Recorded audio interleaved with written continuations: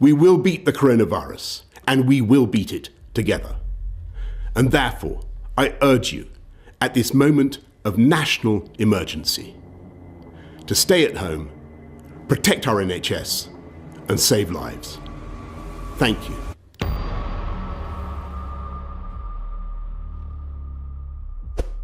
Take yourself back to the 23rd of March 2020. Lockdown had just begun in the UK, but just 3 days earlier, a certain first-person shooter had just released. Hard to believe it's been 5 years since the release of Doom Eternal. First revealed at QuakeCon 2018, Doom Eternal was unleashed on the world after a delay in November 2019 on the 20th of March 2020, just on the cusp of the COVID-19 lockdown in the UK. Serving as the follow-up to the esteemed Doom 2016, which I'll simply be referring to as Doom 16 throughout the video, Eternal worked to push the first-person shooter genre to heights never before imaginable. It demands the player enter this flow state. The combat so reliant on gimmicks and mechanics that the player has to remember what to use when the time is right. Otherwise, it could cost them a checkpoint. Eternal was the first game to utilise id Tech 7, which has only been used for one other game, said game being Indiana Jones and the Great Circle, released late last year. The game is visually stunning, one of the best looking games ever. id Tech 7 is a major improvement over 6, which was what Doom 16 was made in. The most noticeable improvements can be seen in the texture quality. 16 had this pretty ugly texture pop-in that was a cause of the mega textures id started using in Rage onwards. Fortunately, they scrapped this technique for this engine, and I reckon the game looks better because of it. Mick Gordon returned to score the game after the runaway success of 16's soundtrack, although this is his last Doom game as he had a major falling out with id Software and Bethesda, citing them as a toxic client. I'd say this is a shame, as even though I'm admittedly not as big a fan of his music as other fans are, he did create a unique sound for these new Doom games that I don't think properly existed anywhere else beforehand. Anyway, let's get into why people are still rigorously playing Doom Eternal 5 years later. The gameplay. Eternal is faster than Doom 2016, which is an insane thing to say, as I remember hearing people simply couldn't get into that game because they found it too fast. It's also a much more mechanically dense game in comparison. In the heat of battle, you're armed with 2 sets of grenades, a standard frag grenade and a freeze grenade that'll stop demons in their tracks. The chainsaw is now a starting weapon, and all you have to do is press the assigned button and Doom Guy will just swing it, automatically locking on to the nearest enemy as though it were a glory kill. The chainsaw serves the same purpose here as in Doom 16, to restock your supply of ammunition. The key difference being that Eternal greatly limits the amount of ammo your weapons can hold in comparison to the last game, meaning you'll regularly need to hunt down a demon and saw them apart. A new addition to the modern Doom sandbox is the Flame Belch, a shoulder-mounted flamethrower that ignites nearby enemies, making them spew armour. Accompanying the double jump is the new dash feature, which helps you avoid incoming fire and jump greater distances in the increased focus on platforming. These mechanics are vital to your survival, as improper use of them will halt your progression. I'll be real honest, I don't love this approach to the gameplay. The way I choose to see it is that the developers tore the arse out of it. The sheer amount of stuff going on makes the game look like a clusterfuck, for a lack of a better description. You'll have the Flame Belch setting demons on fire, the armor shards flying towards you, demons will be flashing blue and orange, some of them will be frozen, the chainsaw sends multicolored ammunition flying all over the place, not to mention the hookshot on the super shotgun that sends you flying across the room. It isn't that I don't understand this gameplay dynamic, it's that I don't love it. When I stop playing and go back to the original games or even Doom 16, they feel like a breath of fresh air compared to Eternal's barrage of non-stop stuff. I miss the slower pace that people often forget existed in Doom. Doom 3 wasn't the first game considered terrifying when it came out. I often think about the last section of E2M3 of the original Doom, where you're in a narrow maze, the lights flickering on and off as you cautiously creep through to the exit, hoping an imp won't appear and blast you in the face with a fireball. I don't see this type of set piece being a possibility in the current direction Doom is taking. It most definitely couldn't happen in Eternal.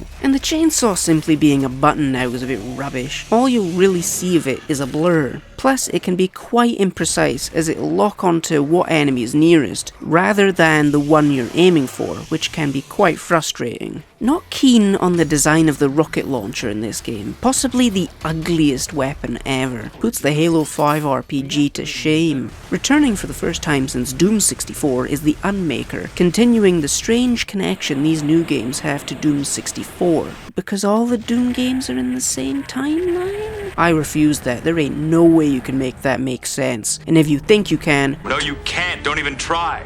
The weapon mods are significantly more useful than they were in Doom 16. They all serve a purpose, unlike the more pointless mods in 16, like the shotgun's charged burst or the chain gun's Gatling rotator. The player progression and leveling up system is largely the same, if a little more concise and less tedious, and the godforsaken rune trials are no longer present. That alone bumps my admiration for the game up a bit. One thing they've added is the ability to swap between different skins for both Doom Guy and his arsenal. I really love this feature, and it's a shame there isn't something similar in the prior game. Eternal is a lot more forgiving than I recalled. You've got several weapons that function as a get-out-of-jail-free card, insta-killing even the biggest of demons, not to mention the one-ups that I'm kinda torn on. They do save you a lot of time, making reloading a checkpoint irrelevant, but I can't claim to be a fan of the game's move to a more arcadey style. The original Doom, for its time, was quite grounded and realistic compared to games you were seeing on home consoles, so seeing all these hovering question marks and one-ups are a bit immersion breaking. Something else that continually broke my immersion was the over-reliance on platforming. The bright yellow pipes feel super inorganic compared to how Doom 2016 diegetically indicated where the player could and couldn't jump to. I think the late game is where it's at its worst. I just think it's stupid to die repeatedly performing a jumping set piece more than I did during combat in a Doom game of all things. It's ridiculous. Maybe I just suck at it, but it doesn't change how I think they lean too hard into it. The last major thing worth noting with the gameplay is the addition of a new demon,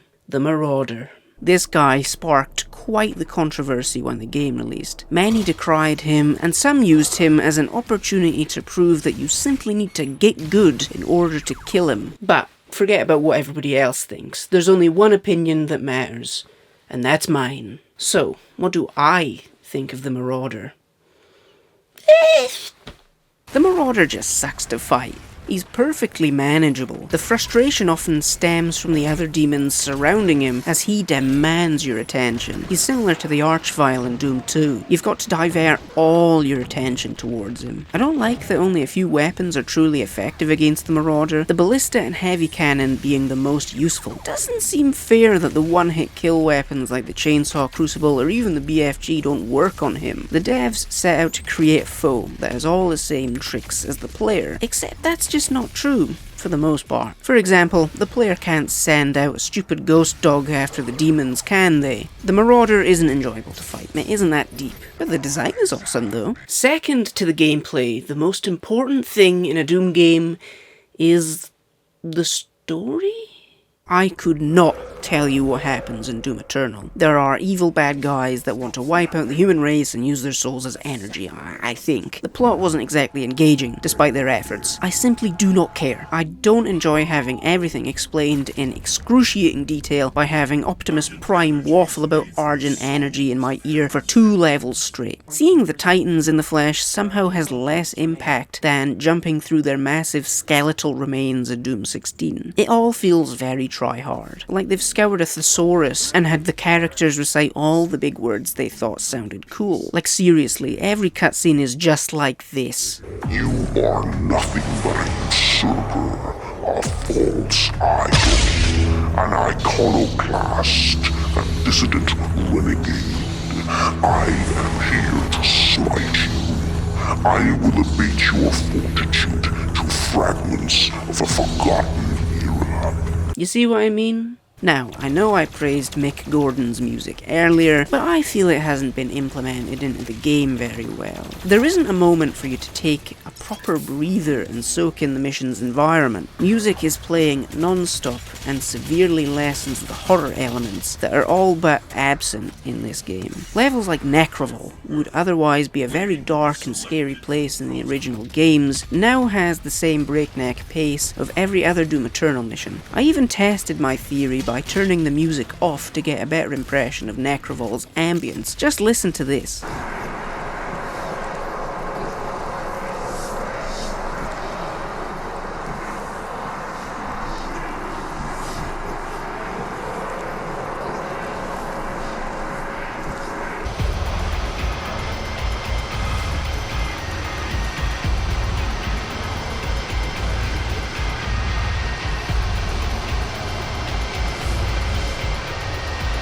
Hear what I'm talking about? Necroville should be a dark and sinister place, and the music manages to disguise the fact. The art direction is a mixed bag. I mostly love it as much as Doom 2016, but the design of many enemies is a step down in quality, specifically the Barons of Hell, which now remind me of bionicle figures. The design of the Mancubus is an improvement over the Cyclops iteration from 16, plus I like the implementation of the Tyrant demons, which allows them to keep the Cyber Demon in the games. In fact, I think all the enemies making a comeback from Doom 2 look thoroughly awesome. As for the levels, I'm a fan of the majority of it. The Hell on Earth stuff was very cool, the verticality reminding me a lot of Crysis 2. The Hell dimension is just as visually awesome as Doom 16, feels the most familiar to the classic games at least. Urdak was great. Getting to go to heaven in Doom is a neat concept, although I don't know why they didn't just call it heaven. Hell gets to be hell, but heaven has to be Urdak. I don't think Urdak means anything either. I mean, I did the bare minimum amount of research when trying to figure out, so maybe I'm wrong. I don't care for the medieval fantasy stuff though. It doesn't feel like Doom to me. It's made even worse because this is the direction it is going with the Dark Ages this year. I am worried that every Doom game after Eternal will be a variation upon it. Even though Dark Ages is meant to be slower, it clearly shares most of its DNA with Eternal. The community for Eternal almost feels separate from the rest of Doom's fanbase. I hope the next Doom game after Dark Ages is Doom 3 on steroids. A slow-paced survival horror experience. Man, I hope they even take away the ability to jump. In the end, what do I think of Doom Eternal? It's a great game. A first-person shooter masterpiece. A modern classic. But do I like it more than Doom 2016? No. Eternal is factually a better game. The gameplay and mechanics are a whole lot more sturdy, but I just don't prefer it. Call it nostalgia or my blatant cynicism. Doom 16 scratches an itch that Doom Eternal just doesn't. It feels more like a Doom game. The combat isn't quite as fast and messy, and the atmosphere slightly leans into the more sci-fi horror elements that past games did. By no means is Doom 2016 a better game. I just personally love it. I think Doom 2016 was like the first game I was truly excited for. I didn't sleep the night before I got it. And Doom Eternal just sort of wasn't the same. Eternal does things differently, and those differences aren't quite for me. I still really like it though. I got the art book for crying out loud. As for the Dark Ages, that remains to be seen. I won't be getting it when it comes out. Partially because I really didn't enjoy the Ancient Gods DLC for Eternal, and I'm saving my cash for Indiana Jones and the Great Circle when that comes out on the PS5. In the future, I'd like to see Doom get back to its horror roots. I'd like to see a slower game like Doom 3. Mix in some of the inventory management from RE4 and Dead Space, and I think it could be straight fire. Regardless, rip and tear until it is done.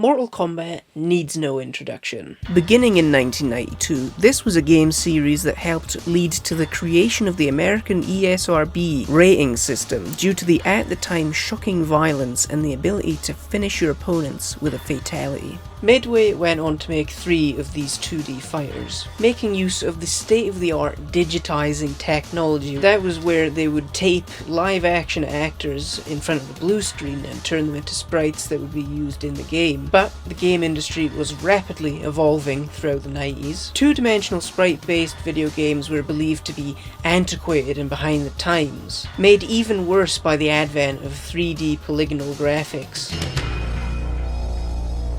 And if you don't believe me, just look at the hammering Street Fighter 3's first iteration got when it released. People were able to look at the beautiful sprites and pixel art and believed it to be outdated when compared to the likes of Tekken or Soul Blade, which is even more upsetting because Second Impact is my favourite fighting game of all time.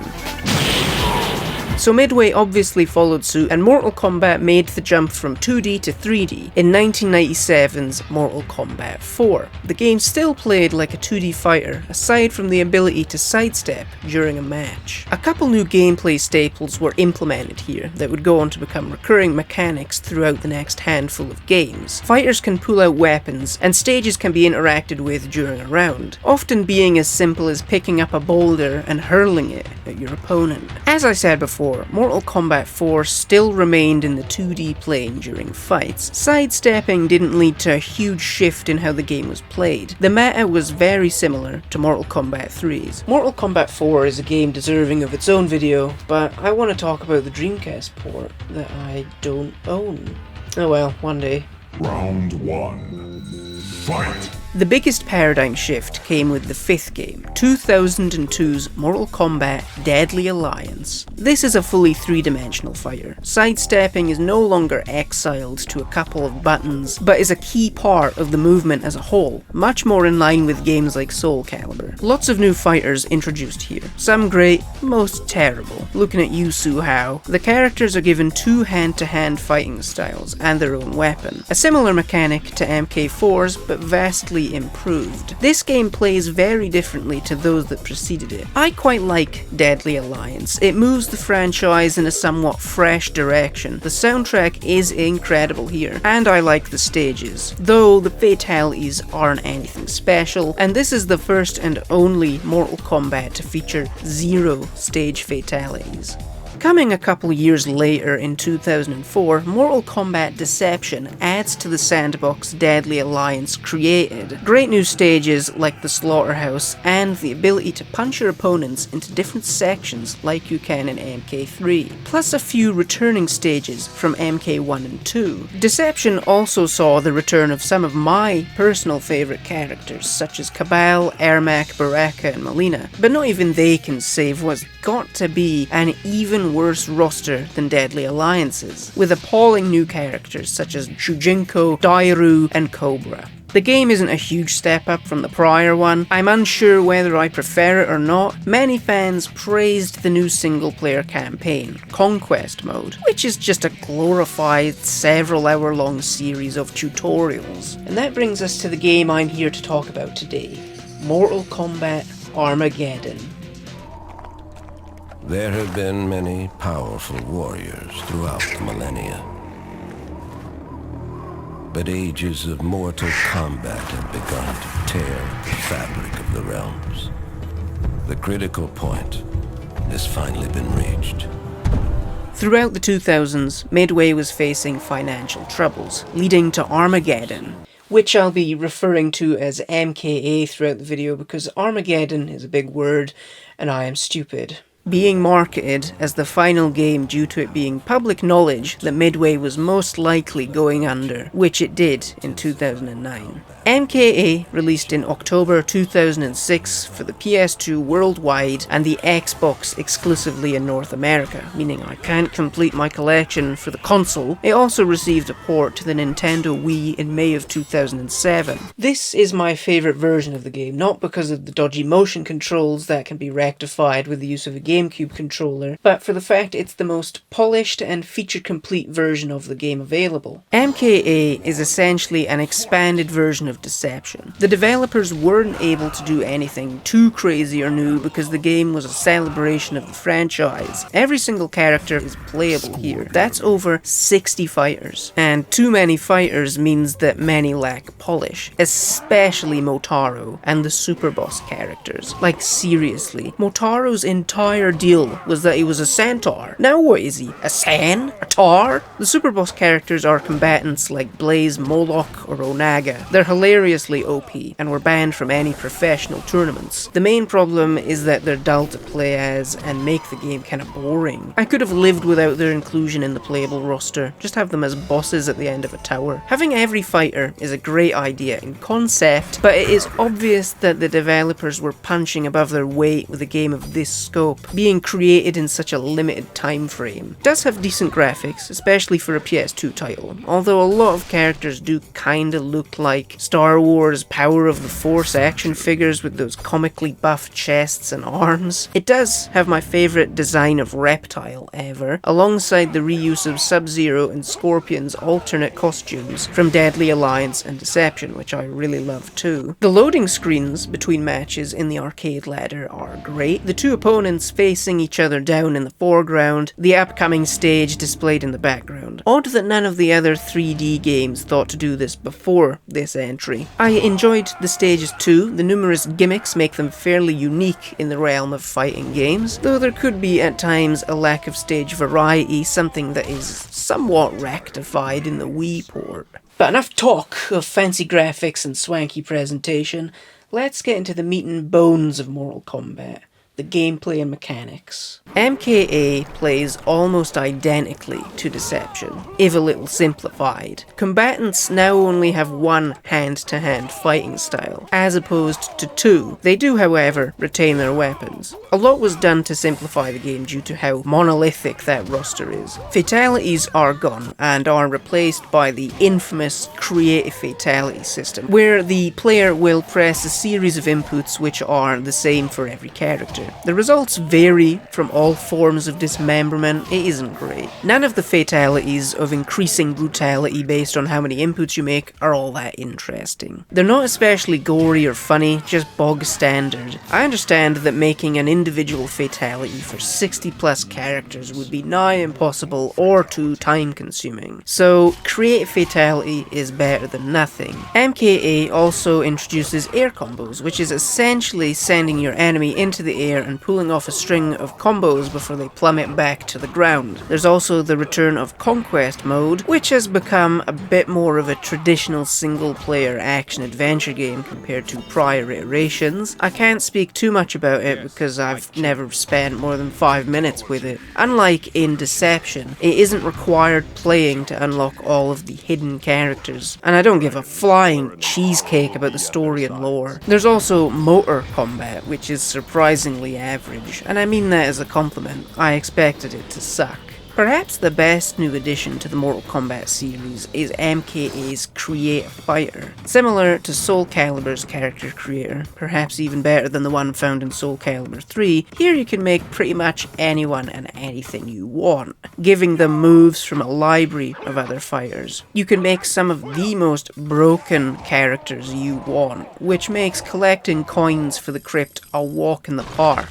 Custom fighters were obviously banned from professional competitive play. MKA grants the player a great deal of freedom. You can play as anyone you want, you don't have to play modes if you're not interested. I like this approach. It places your enjoyment above all else. Mortal Kombat Armageddon is a jack of all trades, master of none, but that is better than a master of one. The game is just fun. It's a comfort game of mine. I'd risk saying it is the most fun I've ever had in a Mortal Kombat game. It may not be the best in the franchise, but it has a lot to do within it. People most definitely got their money's worth in 2006. My favourite characters to use are Scorpion, Sub-Zero, Reptile, Jade, Draman, Shao Kahn, and Chameleon. Can you even imagine a game like this that would come out nowadays, with this many characters at launch, for there to be zero DLC, for it not not to be a broken mess. Simply unthinkable. Mortal Kombat needs to get back to this, take itself less seriously. I think the 3D gameplay should make a comeback. I know the last one to use it was Mortal Kombat vs DC Universe, so I can sort of understand NetherRealm's hesitation to revert back to that style. Yet, compared to the technical richness of something like Street Fighter 6, Mortal Kombat 1 can't even compare. I understand that this is probably a controversial opinion, but I've never viewed Mortal Kombat as a fighting game series. I mean, it doesn't even play well on an arcade stick. And I think the 3D era games understood this. They basically made fun party games that you can get hours of enjoyment out of. And I respect the grind. Armageddon attempts to deliver a massive package and, for the most part, succeeds at it. Concessions were always going to be a part of it, but given the circumstances that this game was made under, I think they probably did the best they could. So, I think that about wraps everything up. I don't think there was anything left to talk about. Oh wait. Get over here! Thanks for watching.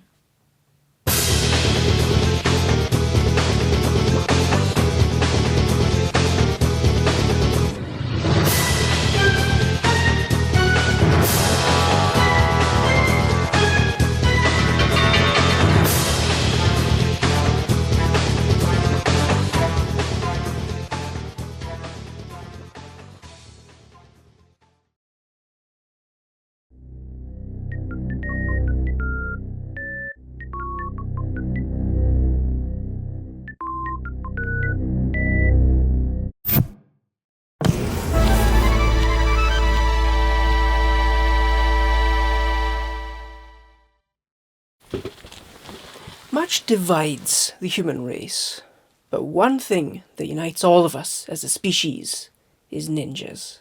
Because ninjas is cool. Ninja Gaiden began as an 80s arcade game before being reinvented as the action side-scroller for the NES that garnered its popularity, mostly being recognised as one of the first video games to have cinematic cutscenes telling a story that was, by the standards of the time, decent. Ninja Gaiden also became rather infamous for its legendary difficulty. Obviously, harder games exist now, but this was no pushover. After 3 NES games were released by Tecmo, Ninja Gaiden vanished for 13 years, returning with a reboot/prequel/spin-off thing being led by eccentric Japanese game designer Tomonobu Itagaki. The way this game came about is kinda weird. It was developed by Team Ninja, which is a part of Tecmo, and they were, and probably still are, best known for making the Dead or Alive games before Ninja Gaiden. The weird thing is this character here is Ryu Hayabusa, and this is the version from Dead or Alive that they just took and made a part of this Ninja Gaiden game. Another strange aspect of this game's creation is that it was an original Xbox exclusive. Xbox has never been especially popular in the Japanese market, especially not the original. Just remember that the first controller for the console, the Duke, was too big for tiny Japanese hands, so they made the S to counteract it. All these factors making it so unusual that Ninja Gaiden, a game made by Japanese people, was solely released for one of the most American consoles ever made. But I'd say they made the right decision, opting out of making the game for the Dreamcast or the PS2 in favour of the Xbox's more powerful hardware. Anyways, I've dilly-dallied long enough. It's time we hack and slash our way into Ninja Gaiden. Releasing in March 2004 in Japan and North America, the PAL release coming in May, Ninja Gaiden was both a critical and commercial success, shipping over 1 million copies across the world. The game utilised the Xbox's online capabilities, with tournaments being held via Xbox Live. In September 2004, it all culminated with an in-person tournament that was held at the Tokyo Game Show. The story of Ninja Gaiden is rather non-present, which is surprising because the original NES game was ahead of its time due to the use of those cinematic cutscenes to convey the plot. Here it's fairly tropey and largely takes a backseat to the gameplay, which is fine, just surprising. You play as Ryu Hayabusa, a member of the secluded Hayabusa ninja clan. The opening of the game sees him infiltrating a ninja fortress, slaughtering ninjas as he makes his way to the big boss. After a fight with him, we learn that this is Ryu's uncle, Murai, and they just start having this jovial conversation. What? I have never understood the first chapter. Like, I get it from a gameplay perspective, but story, not so much. We just killed all your dudes, bro. Do you realize I just killed everyone? Maybe this is why Murai ends up being the twist villain at the end of the game. Oh, bugger, I just spoiled the ending. Whatever. Ayane from Dead or Alive interrupts and informs us that our village is being attacked. Rushing back, we learn that enemy ninjas have murdered everyone and that Doku, Lord of the Greater Fiends of Vigur, is responsible for the massacre. The fiends are these supernatural and ancient evil creatures that are comprised of pure and half-bloods. Pure fiends having their origins lie in another dimension, and half-blood fiends are humans that have been corrupted by tainted blood. Doku seeks to steal the Dark Dragon Blade, which is closely guarded in the village for the Emperor of the Vigur Empire. The blade having the power to transform those that wield it into the devil incarnate. Unfortunately for Ryu, Doku just straight up murders him. Fortunately for Ryu, he gets better. I don't know what happens here. A falcon resurrects him or something. He's sort of like a Japanese The Crow. So Ryu suits up in his latex fetish gear and heads to Tyrone, the capital city of the isolationist nation of the Vigur Empire. And may I just say, Ryu has got to be the worst ninja of all time. This guy, despite everyone raving about him, sucks. He literally gets killed less than an hour into the game. Not to mention the fact that everyone and everything everywhere knows Ryu's precise coordinates. The amount of ambushes and surprise attacks are out of control. After sneaking aboard an airship and immediately being caught, we find ourselves arriving in Tyrone, and Ninja Gaiden's story takes a major back seat. Sure, each chapter moves it forward somewhat, but like I said earlier, it's a non-presence. We do come across characters such as Rachel, a fiend hunter. The fiend she's hunting specifically is her sister, Alma, although her attention soon turns to Doku, as he is responsible for turning Alma into a greater fiend like himself. The story is rather irrelevant. The game details Ryu's rampage through Tyrone, taking him through the desolate streets to a monastery, to catacombs, to a military base, sewers, ice cave and lava caverns, a pyramid, and the climax within a giant tower full of the deadliest foes. We do have a couple showdowns with Doku, defeating him twice, but not before he awakens the fiendish blood that lay dormant inside Ryu, making him blue. Why are you blue? And to free himself of this curse, Ryu must finally face off against the Vigur Emperor. Or some shit, I don't know what's going on anymore. Either way, he's not blue when the game ends, and he was before. Ryu reclaims the Dark Dragon sword and frees himself from the curse, putting an end to the Vigur Emperor's tyranny. Escaping with Rachel, one final foe awaits them, the Dark Disciple, aka Murai. Turns out Murai was a secret asshole. Who'd have seen that coming? So it turns out this masked guy that stalks Ryu throughout the game, alongside his henchman Gamov, was actually Murai, who was also after the Dark Dragon's sword. I guess this exchange at the start of the game was foreshadowing? And what of the sister blade, the Dark Dragon? Has he left you in charge of protecting it as well?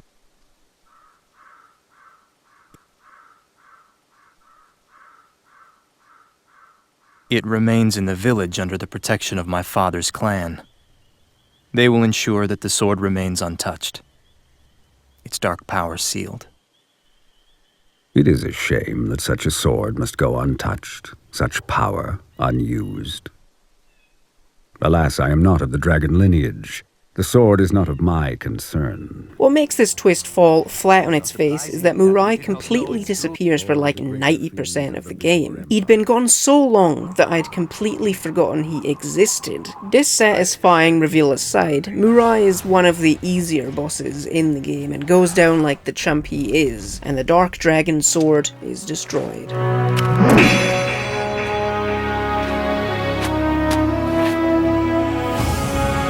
Which makes you wonder why the Hayabusa clan didn't take it upon themselves to destroy it. Like, why hold on to this super evil sword that only the baddest of dudes are gonna want to steal? Like, it seems more hassle than it's worth to keep. And if there's some story reason for why they didn't or can't destroy it, then the story didn't tell me, because the story's kind of shit. With Ryu's mission complete, he transforms into the Falcon and flies away.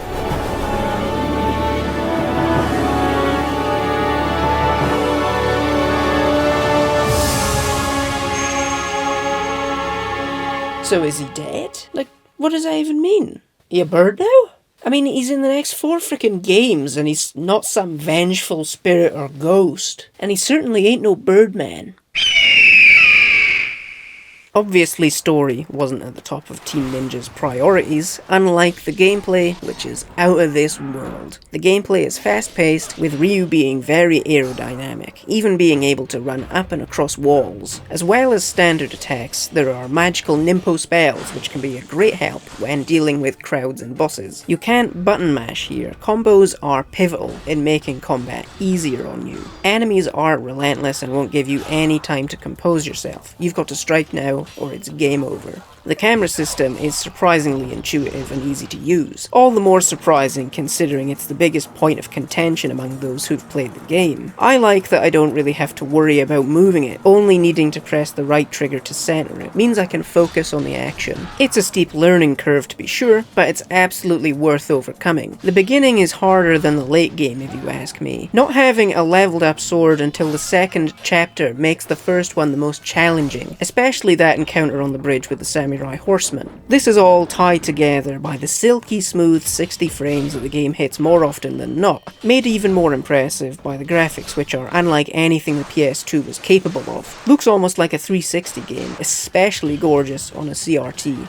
Inarguably one of the best looking games to come out of 2004, and that was a stacked year for games that pushed the graphical envelope. Ninja Gaiden actually released before iconic graphical powerhouses such as Half-Life 2, Doom 3, a few weeks before Far Cry, and months before Xbox's own Halo 2. Even the pre-rendered CG cutscenes are jaw-dropping. Boss and enemy designs are excellent, from lowly Vigor soldiers to the monstrous undead fiends. They're all unique. Boss designs are similarly strong. I specifically loved the big bone monster, Alma, and Doku. On top of the monsters, some of the rogues gallery are heinous. Bow and arrow zombies are infuriating. In fact, most of the standard enemies are tougher than the bosses. The ghost piranhas are unbelievable, but they are good for grinding yellow essence. By far, the worst enemy type in the game are the giant worm mini-bosses, each escalating encounter becoming more tedious than the last. The music is awesome, very in line with what was popular this generation specifically. The ambient pieces reminding me very much of Metroid Prime. Speaking of Metroid, Ninja Gaiden has some Metroidvania-light elements in Tyrone. As you progress and gain new abilities and weapons, secret areas can be found throughout the city. There isn't any proper backtracking, it all happens in a kinda linear fashion. The military base is easily the weakest area in the game. The boss battles are irritating as well as the stupid little flying robots. An expanded and revised version of the game released the following year, introducing new enemies and slightly altered level design. 2005's Ninja Gaiden Black was made to refine the base game. A couple new difficulty modes were implemented, the most notable being Ninja Dog, which was added in response to all those that complained the game was too hard, although every other difficulty was made harder in response. DLC from the 2004 game was also included here, accompanied by Mission Mode, which were 50 short stages, which were adapted from levels played at the tournament held at the Tokyo Game Show, which I mentioned earlier.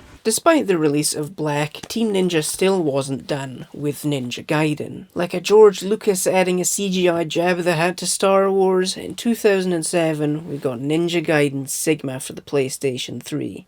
The source code for Ninja Gaiden and Black was lost when they remade the game as Sigma, which led to the biggest changes being made. They added new chapters where you play as Rachel. These destroy the pacing of the game, so don't play Sigma just for Rachel. You really aren't missing out on anything. It also looks worse. The bloom was turned up to 11, and it looks way too oversaturated. In addition, they ruined Ryu's ass. Those cheeks have way less definition than before. I mean, I'm not gay or anything, I'm just confused.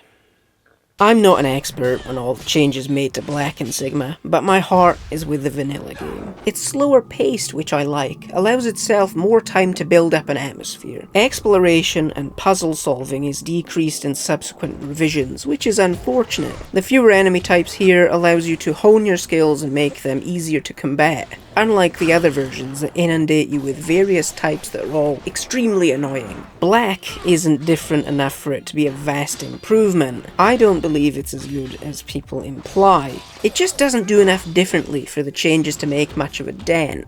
And the new camera system is worse, with the left and right camera rotation being inverted. Luckily, you can swap back to the original system. Sometimes, less is more. I often find myself preferring vanilla editions of games. They're more focused and manageable than future versions that add a ton of new content.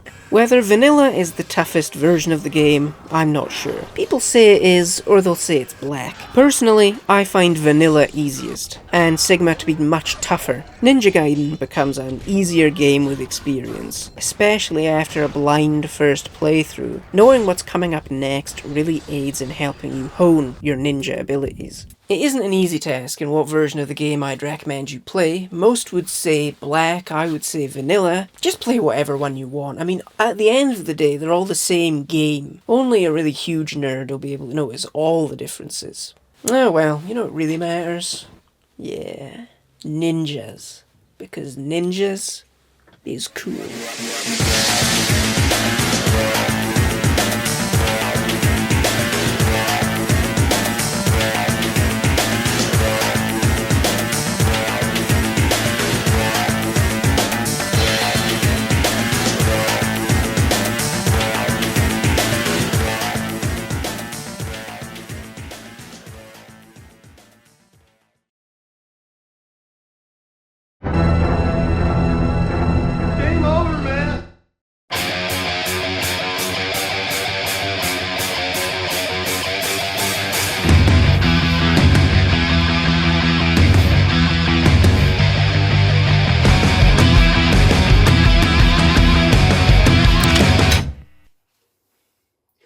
Damn, I'm looking good.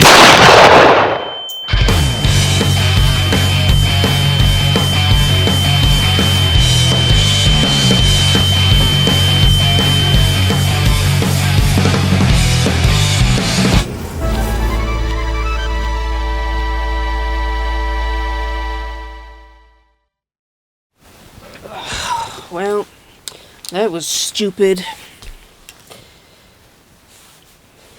Anyway, Duke Nukem, hedonism incarnate. I thought it fitting that I talk about the infamous, and that's putting it rather lightly, Duke Nukem Forever. Roughly the same amount of time has now passed compared to the years-long development that was longer than both world wars combined. Duke Nukem 3D was hugely successful in the 90s first-person shooter scene. Although the build engine was considered antiquated by 1996, outpaced by id Software's fully 3D Quake engine. So, 3D Realms took the success and transformed it into a sequel, starting life as a 2D side-scroller, much like the first two in the series, before being turned into another FPS. First being made within the Quake engine and ultimately switching to the Quake 2 engine, Duke Nukem Forever was billed as a revolutionary experience, something ahead of the curve. Although the Quake engine builds didn't last long, as 3D Realms made the move to the more technically proficient Unreal Engine, which forced them to scrap everything and start over. This was likely due to the game's director, George Broussard, being dissatisfied by the Quake engine's struggles to render large outdoor environments. The Unreal build has gone on to become the most well-known of the unmade versions, likely due in part because of the epic trailer shown at E3 2001. The trailer is a beat-for-beat copy of the Phantom Menace's first trailer, although that doesn't mean that this isn't potentially the best trailer for any video game ever, and it's for a game that didn't even come out. But instead of finishing the 2001 version, which looked awesome, Broussard and the fluctuating number of team members at 3D Realms carried on making changes to DNF indefinitely. A new lighting system was added in 2003 to compete with Doom 3, a physics engine was implemented in 2004 to rival Half-Life 2. DNF was falling victim to feature creep. George Broussard had an obsession with Forever being the best game available, annihilating the competition. He needed a game that could do anything and everything. It got to the point where other developers had to stop him from seeing new games, for fear that he may see something he wanted to copy. The most outrageous example of this being after he saw the 2002 Thing game, and declared that Duke Nukem Forever, a game set entirely in the desert state of Nevada, should have a snow level.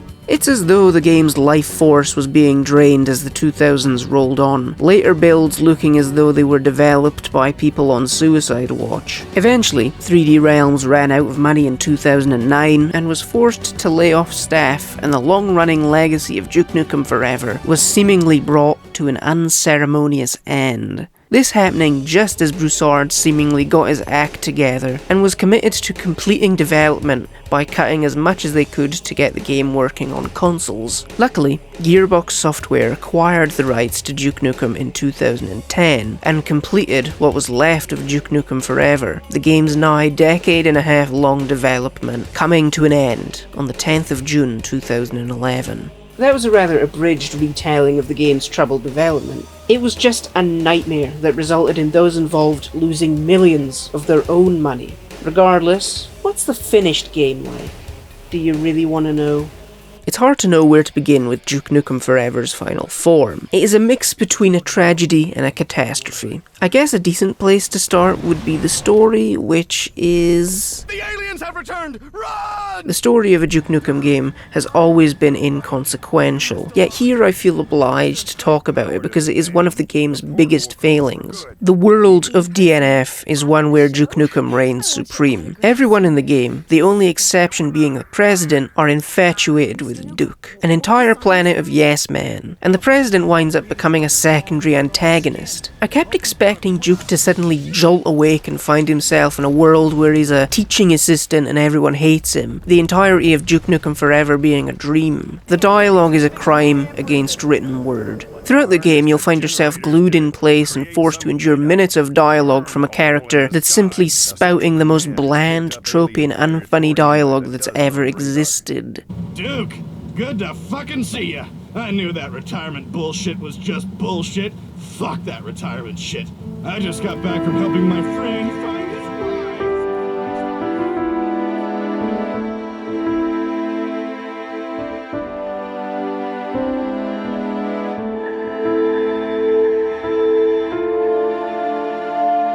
Can't wait to pound him in the cornhole. Hooah!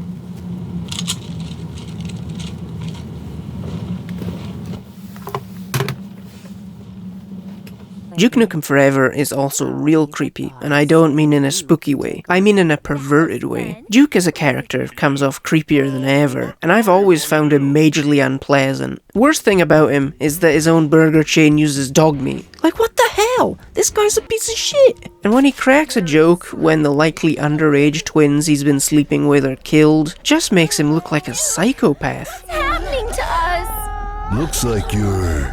fucked. I don't want to play as this guy anymore. Whose sense of humor is this game trying to appeal to? Serial killers? I think the only funny line from Duke is... Have a taste of my ball.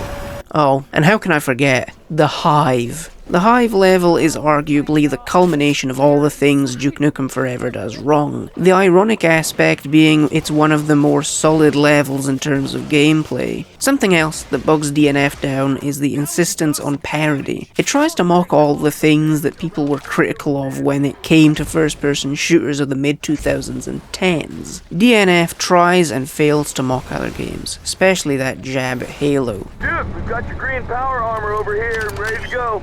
Power armor is for pussies. You know that age-old saying that people that live in glass houses shouldn't walk around naked? You shouldn't make fun of better games! It even makes fun of Duke Nukem 3D. Access denied. Red keycard required. Keycard? I don't need no fucking keycard. You don't got shit on Duke Nukem 3D. Much like Call of Duty, Forever makes use of regenerating health and not health packs like in Duke 3D. The regenerating health bar doesn't bother me too much. I understand that not many people like the style of gameplay that accompanies it. The whole hiding behind cover and waiting for it to go back up frustrates people. Even though I can forgive the regenerating health, I can't look past the 2-weapon limit.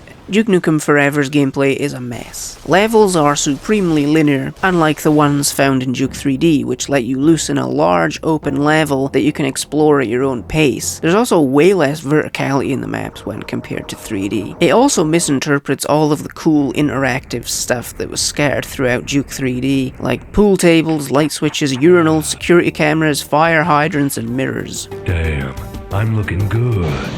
Instead, Forever caters the gameplay to centre around all of the things you can faff around with. Entire levels are dedicated to faffing around with things. Why interactivity worked in Duke 3D is because they were there to enrich the world. It was a novel concept in the mid-90s to have such a believable and interactive world. Here it's purely gimmicks and gags that eat up far too much game time. Every gimmick overstays its welcome. The fact that you get shrunk not once, not twice, but 3 separate times is insane. That should be like once for a single level. Plus, you get a good look at all those beautiful low-res textures all blown up and in your face. And I hate the obsession with driving toy cars. The insistence on physics puzzles as if it were 2004 is stupid. It was annoying in Half-Life 2. Speaking of Half-Life, the opening levels where you trudge through Duke's casino is as if the opening to Half-Life was made by an amateur porn director. It is genuinely awful. Everything after the Hive and Duke Nukem's Titty City are a moderate improvement. Especially the Hoover Dam portion of the game, much more enjoyable than the early to mid game. All the missions feel stitched together, because they are. Gearbox barely attempted to complete the game, just coming in at the 11th hour and polishing what 3D Realms had done for the 2009 build. Gearbox was more focused on the multiplayer, and they obviously didn't do a great job at that because the last thing people remember about Duke Nukem Forever is the multiplayer. The ending of the Crash Course level was moderately cool, wasn't overly reliant on having someone licking Duke's boots for 15 minutes. The following stage set inside the Duke Burger is also one of the better levels in the game. The shrunken puzzle solving combined with unique combat with tiny enemies is fun, and the shootout on the rooftop is the shining example of how good the combat in this game can be if they just let it be this. The gunplay is quite satisfying, the shotgun being super OP, having the power to send enemies flying, making it very enjoyable to use. It's just a shame there's so few moments where you can get absorbed by the combat, like in the Duke Burger firefight. Most of the best shootouts are wave defense arenas, which the game is overly reliant on as its primary shooting galleries. You'll rarely come across enemies as you progress through a chapter. It is frequently treated as a special event. I just wish there was more unadulterated FPS action, but the game would rather waste your time with pointless filler. Unusually, the PC port was patched to let the player carry up to 4 weapons from the default 2, yet this patch never made its way to the consoles. I guess Gearbox had given up on those players. Graphically, DNF is scattershot. Characters and weapon models are of a decent quality, yet the environments can be rather flat and barren. Outdoor areas look pretty bad, let down by low-res textures and a drab colour palette. Indoor areas are much better. Some nice volumetric lighting that makes the game actually look as though it released in 2011. Apparently, it's still using Unreal Engine 1, which they began using in 1998. Obviously, it has over a decade of new code layered over it, but it does mean there's still DNA from that sacred 2001 build of the game. The soundtrack is solid, the loading screen music specifically is great, which is fortunate because most of the game is loading screens. Sound design is good, gunfire is nice and punchy, as are laser blasts, although the Octobrains don't have that chilling scream anymore. They used to freak me out bad in Duke 3D, and every time Duke jumps, the exact same grunt sound effect plays. Most games by 2011 would have had an alternating selection of 4 grunts, but not Duke Nukem Forever, not to mention the high-pitched ringing sound emitted by your shades in Duke Vision mode. Makes them unusable at any volume where you can hear the game at all. Maybe I was wrong for praising the sound design. This thing sucks. Ultimately, the game is just a bit embarrassing. I mean, you'll feel embarrassed just by playing it. And it's just kind of shameful that the game spent so long in development and this is kind of the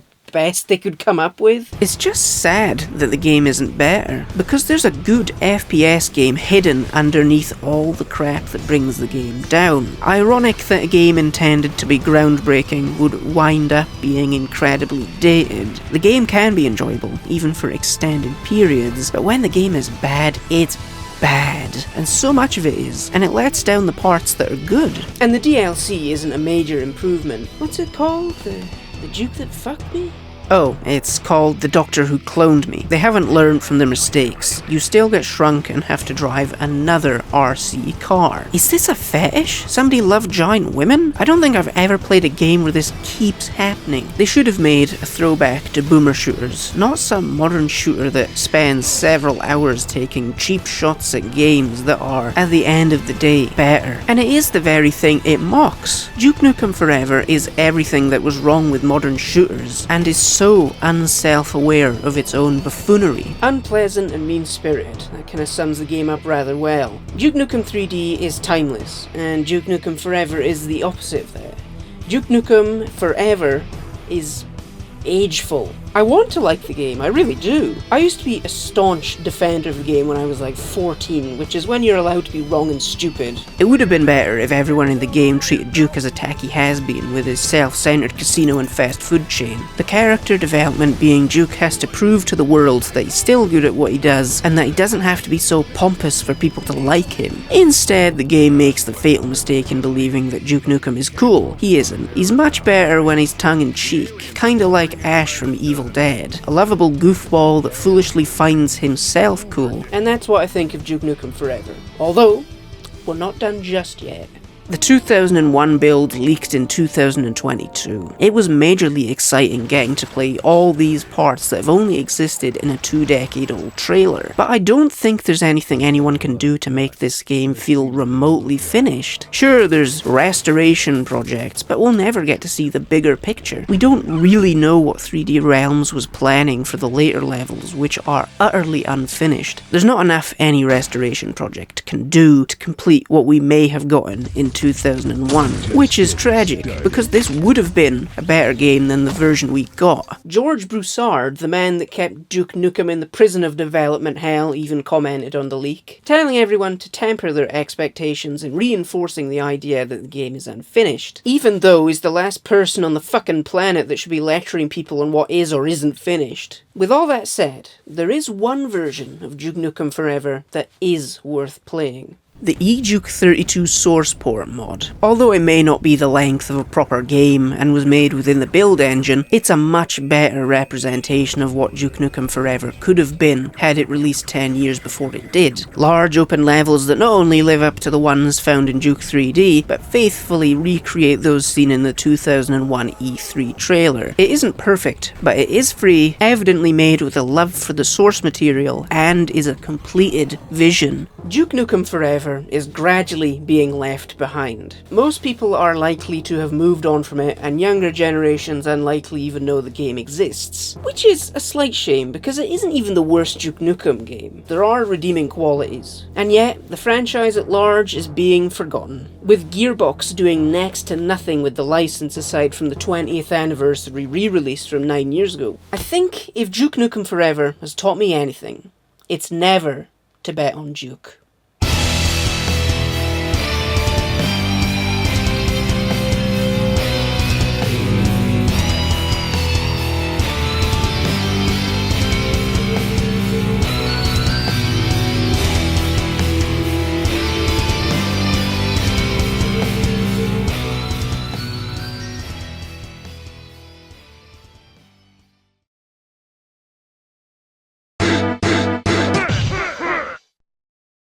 Before I get into the review, I have a bone to pick with one upcoming Street Fighter movie. They recently revealed the full cast list for the new adaptation, a lot of them being wrestlers, which is whatever, and there's Jason Lawnmower as Blanca. The big problem is Sagat. Where is he? How can you go for such a blatant Street Fighter 2 adaptation and not include the penultimate boss? Out of the 4 kings, you'll omit the best one? Balrog and Vega are here, why no fun-loving Sagat? Sagat is a pivotal character in early Street Fighter. He's the final boss of the original game. If I were doing a Street Fighter movie, I'd do a pseudo-adaptation of the original 1987 Street Fighter and the Zero series, Sagat being the primary antagonist, inevitably being usurped by M. Bison in the sequel. But hey, we got Joe. You know Joe, from the original Street Fighter.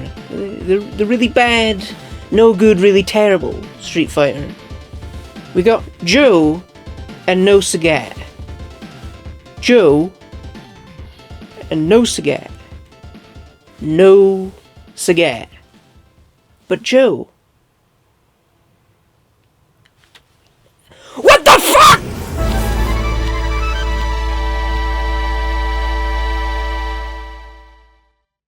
Regardless of the quality of a film that's not even out yet, all this hubbub got me thinking about the game that piqued my interest in the Street Fighter franchise. That being the vanilla Street Fighter IV. Street Fighter IV came out in a time when the fighting game genre was in a lull, with few games of any real prominence releasing in Western markets, many stuck as niche Japanese exclusives, Capcom having turned their back on the series that led to the boom in the genre in the first place. I've mentioned the brutal commercial failure of Street Fighter III in a couple videos now. The fact that many felt the 2D sprite-based graphics were outdated versus the slick new polygonal look many fighting games were striving to achieve in the late 90s. The irony being that Street Fighter III has aged like a fine wine compared to its competitors. Regardless of quality, the financial loss Capcom suffered killed the franchise for 9 years. Thus began the fighting game Dark Age. Obviously Street Fighter III wasn't the sole reason for the slow decline in the industry, that was the decline in arcades. Street Fighter's future was bleak until one man, Yoshinori Ono, fought tooth and nail with Capcom's higher-ups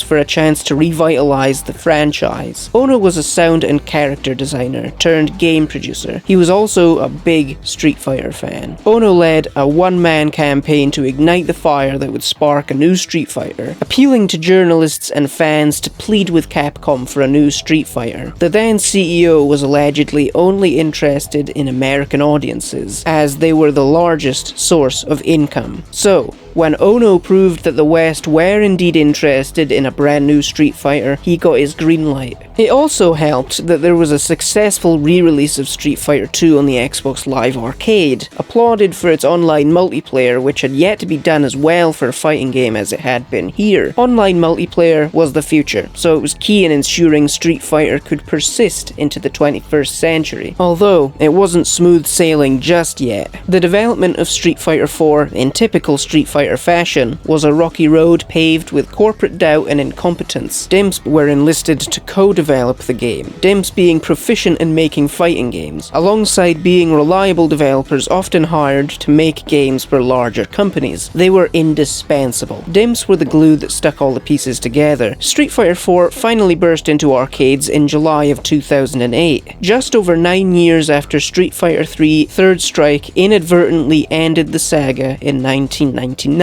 Street Fighter IV was the first fighting game in a long while to release into actual arcades and make a noticeable impact with gamers. Hundreds of people gathered to play the game. Street Fighter IV ran on a Taito Type X2 arcade board within a Taito Vulix cabinet, using the MT Framework engine, which Capcom had begun using in 2006 with Dead Rising and Lost Planet for the Xbox 360. The cabinets even featured their own online multiplayer capabilities, with Taito X2's LAN, which allowed players to fight each other on separate arcade cabinets. Home console ports followed 7 months later in February of 2009 for the Xbox 360, and the port I'm most familiar with, the PlayStation 3. And the battle begins!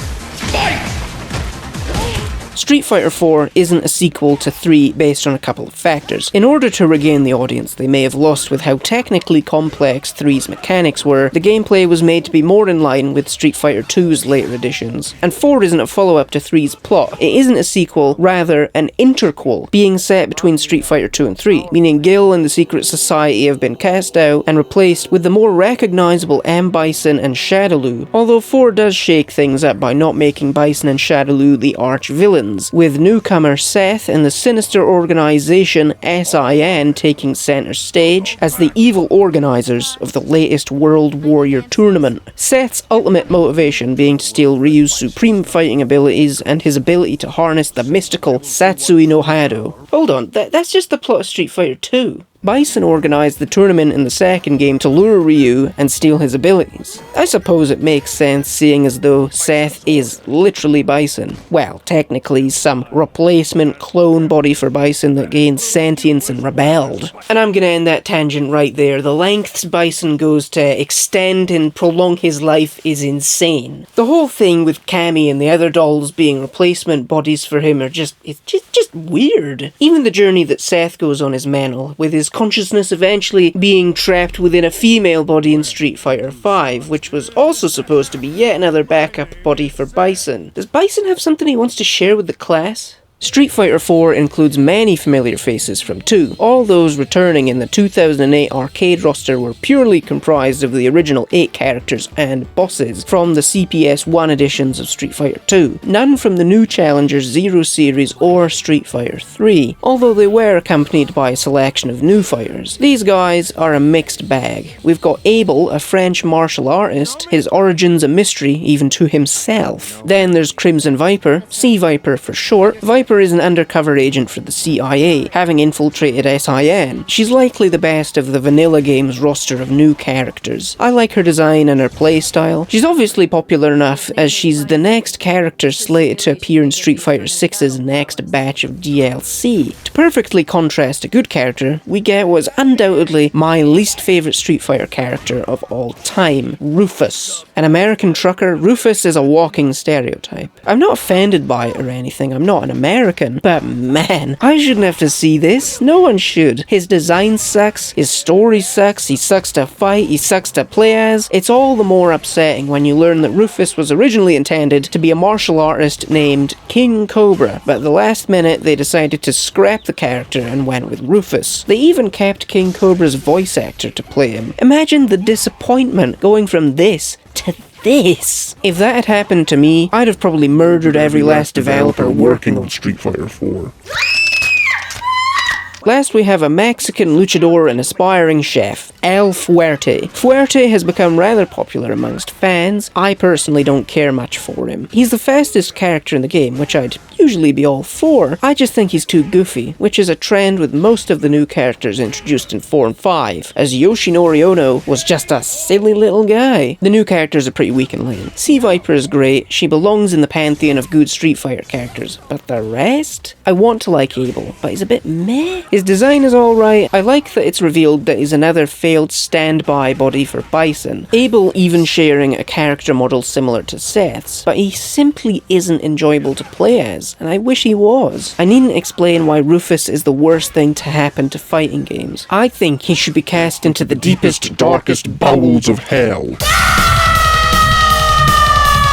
As for El Fuerte, I forget he exists a majority of the time. There's also 2 secret characters. The obvious one being Akuma, who was the most powerful fighter in the game, and Goken, who was a character that had been hinted at in Zero games, finally making his playable debut here. Goken's pretty cool, definitely one of the better new additions. As for returning combatants, I think the over-reliance on 2 is a slight shame, but I can understand why they did it. I have never cared for Guile, Blanca, or Zangief, and it bothers me that they've appeared in every Street Fighter since 4. Fortunately, the home releases of the game introduced many other characters from Street Fighter 2, such as the new challengers and iconic members of the Street Fighter Zero series such as Sakura, Dan, Gen, and Rose. These new additions making vanilla Street Fighter 4's roster one of the best the series ever had. Not even the lame new characters can let it down at this point. As I said earlier, 4's gameplay was made to be a modernized version of 2's, intended to be simple enough that it would gain the attention of people who had never even touched a Street Fighter in their lives. Although this approach backfired as professional tournament players claimed it was the most complex Street Fighter ever, with one frame link combos being an absolute must in being able to play the game competitively, despite being incredibly challenging to execute. Street Fighter 4 isn't the first 3D game in the franchise, but it is the first to nail the gameplay, Dimps having made a similar fighting game called the Rumblefish, which was an early adopter of the 2.5D style, which essentially retains the feel of a 2D fighter, but conveyed via 3D graphics. A couple flourishes were added. The Ultra and Revenge meters provided players with the opportunity to make a comeback if they're getting hammered by their opponent, the Revenge meter filling up as you take damage. Once the meter is high enough, you'll enter a simple button combo and you'll pull off a fancy attack that can even work as a grandiose finisher if you time it well enough. Street Fighter IV was criticised when it was ported to consoles, as the game requires an arcade stick to play properly, which consoles obviously didn't ship with. This means it'll set you back a fair swedge of cash, a good fight stick at the time being upwards of £70 to £100. I personally use this somewhat newish Hori fight stick, which was made for the PS4, 5 and PC, yet it surprisingly works on the PlayStation 3. I guess the hardware isn't too different when it comes to the controllers, or they didn't feel like advertising it for a console that's not even manufactured anymore. Either way, this is an awesome stick and I'd recommend it to anybody interested in getting one. Graphically, the game is borderline perfect. I remember watching my dad play it back when it came out and I thought it just had the best graphics ever. I vividly recall being blown away by Seth for whatever reason. The music is largely forgettable. There's a handful of tracks that are somewhat memorable, but most I can't even attempt to hum. The best track is easily the character select theme, which is sadly exclusive to the vanilla release of Street Fighter IV, being absent from later releases. The track is an instrumental of the opening cinematic song, Indestructible by Exile, the English version of the song featuring Flo Rida. I'm not confident something like this could happen today, not because it's offensive, but because the song is terrible. But it's also incredibly endearing because it's so dorky. You can tell they thought they had something awesome on their hands, as it plays over a fantastically rendered cutscene showing off all the characters, rendered in a style reminiscent of Japanese calligraphy. Fight Your Rival is a cool feature, similar to how the Zero series and Second Impact handled their final stages instead of having an overall final boss that every character faces at the end of a ladder, although some of the characters' motivations for fighting during the rival fights is rather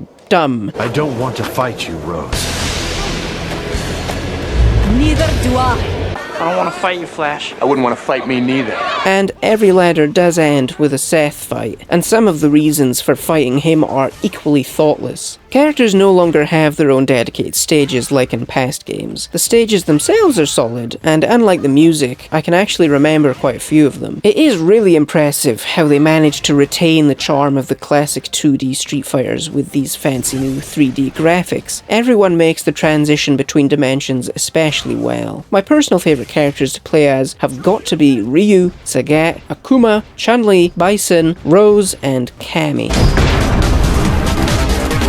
I have given Street Fighter IV a slightly hard time, but this is possibly my second favourite fighting game of all time. I mean, I suck at it. I find Street Fighter IV to be really difficult, especially the vanilla version. But I love this game to the point where I now own every version they made. From Super, to Arcade Edition, to Ultra. Do I need to own all of these? No, I have a problem. Sometimes I'll go into a shop and I'll see a game I already own and I have to buy it again. I have to have it again. I have to have it! Street Fighter IV single-handedly rejuvenated the fighting game genre. The aftershock being felt to this day with an endless supply of fighting games, new and old, keeping interest in the genre alive and well. Just look at how big EVO has become. Although the Street Fighter brand stumbled with the bare bones and broken launch of Street Fighter V, it's safe to say that the continuing success of Street Fighter VI ensures that the series isn't going anywhere.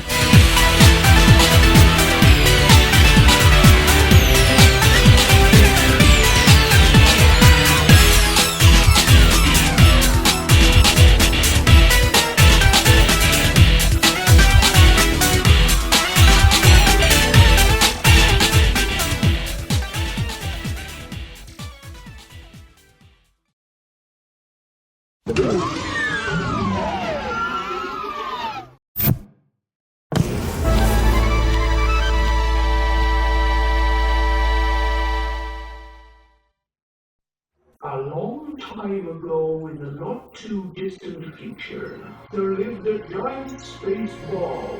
Everyone liked the ball. The ball gave us cool ships like space guns and space armor to kill space aliens with.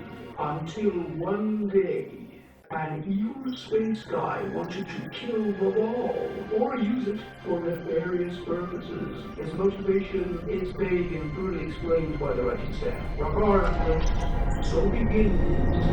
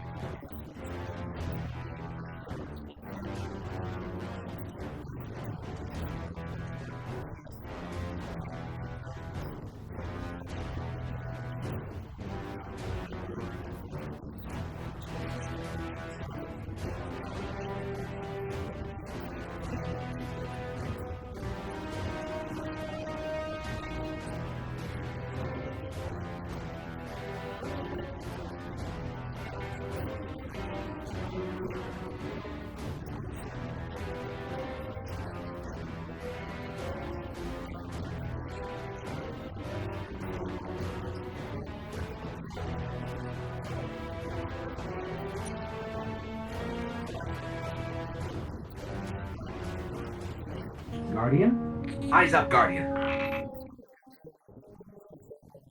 Word. You're alive. You don't know how long I've been looking for you. I'm a ghost. Do you see all that I have done?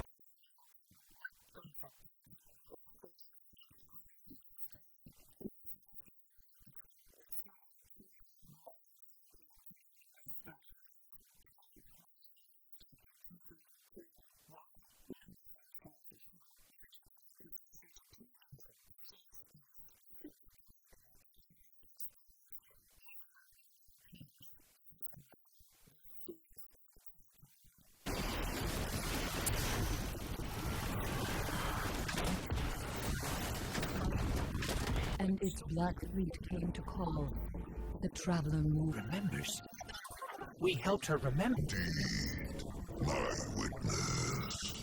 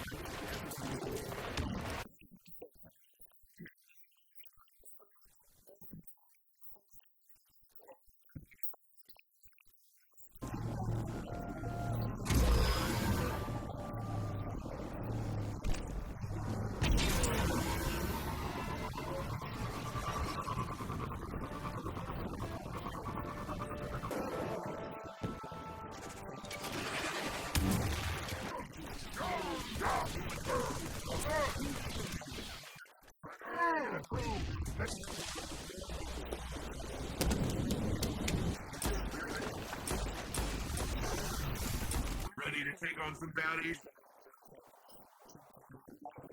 I'm picking up a major radiation spike nearby.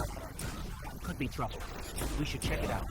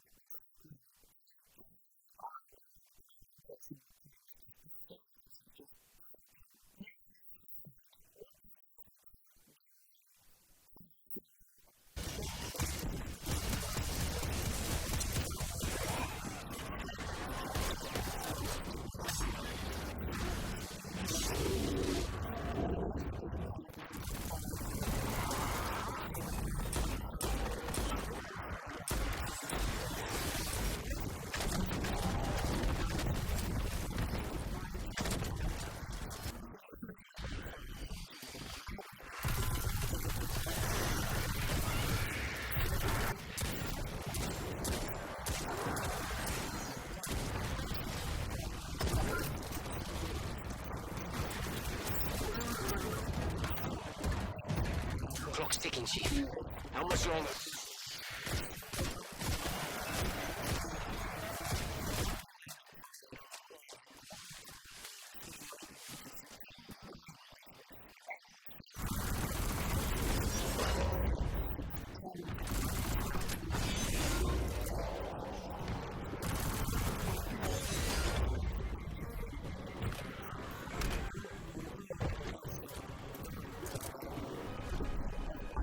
Incredible that I could forget something like that, isn't it? I was gone. Mourned. At peace. The one who nearly decimated the last...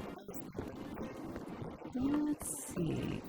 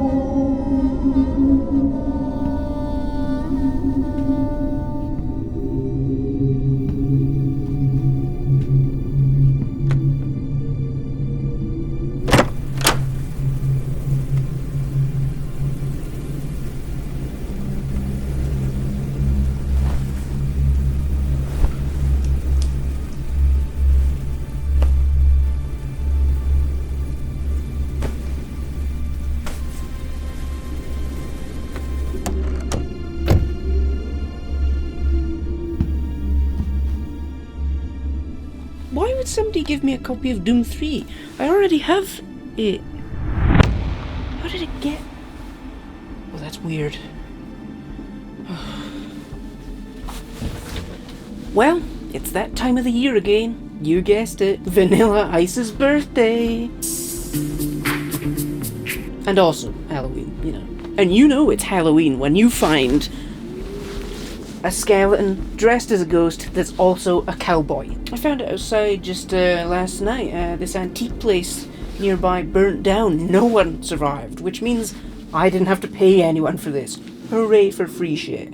Isn't he just adorable? So, Doom 3. No idea how this wound up being outside, but it did remind me that this is the ideal game for this time of year. This is the Doom that fully embraces that hellish atmosphere established in the original games. After the completion of Quake 3 Arena, John Carmack, the coder of the original Doom and co-founder of id Software, recognized that game technology had advanced a great deal in the 7 years since the release of the original Doom. He spearheaded the idea of remaking the FPS genre's godfather in June of 2000. Fellow co-founder Adrian Carmack and co-owner Kevin Cloud were in opposition to rehashing Doom, both in favour of trying something new. The success of Raven Software's reimagining of Wolfenstein 3D, Return to Castle Wolfenstein, led to id's staff being convinced by John Carmack's desire to return to what made the company so iconic. Adrian Carmack and Kevin Cloud gave in, Doom 3 being greenlit, but the process of getting the remake off the ground was messy and convoluted, with artist Paul Steed allegedly being fired by Adrian Carmack and Kevin Cloud due to his outspoken support for Doom 3's creation, the specifics remaining murky 25 years later, and the death of Paul Steed in 2012 preventing the events from becoming clearer in recent years. Doom 3 was first showcased at Macworld in Tokyo 2001 during the reveal of Nvidia's GeForce 3, although it wasn't explicitly said to be Doom. The benefit of hindsight makes it obvious. John Carmack was present, being greeted by Steve Jobs. Carmack presented the revolutionary new id Tech 4 engine and highlighted its impressive lighting tech.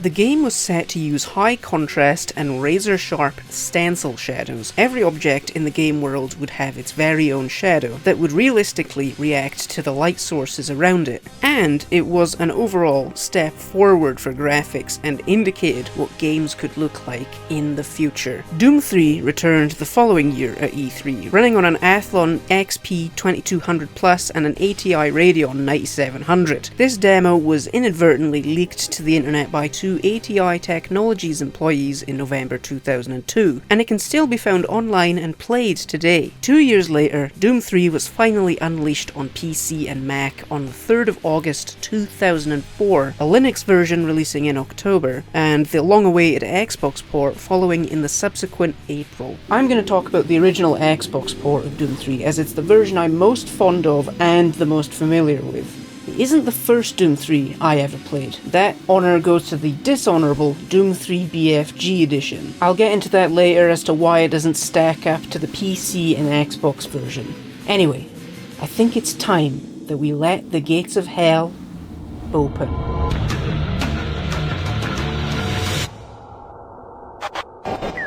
In terms of story, Doom 3 actually has one. Sure, there was a setup and goal in all the original 2.5D games, but Doom 3 actually has a plot with characters, dialogue, and world building. The game opens with a brief summary of the immensely powerful Union Aerospace Corporation, UAC Corporation for short. A dropship, its call sign being Darkstar, which is likely a reference to the John Carpenter film of the same name, arrives on the UAC's expansive Mars research facility, setting down in Mars City. We're first introduced to Elliot Swan, a UAC lawyer, and his bodyguard Campbell. Swan being tasked with getting to the bottom as to why so many workers and scientists are going insane and desperately seeking a transfer off Mars.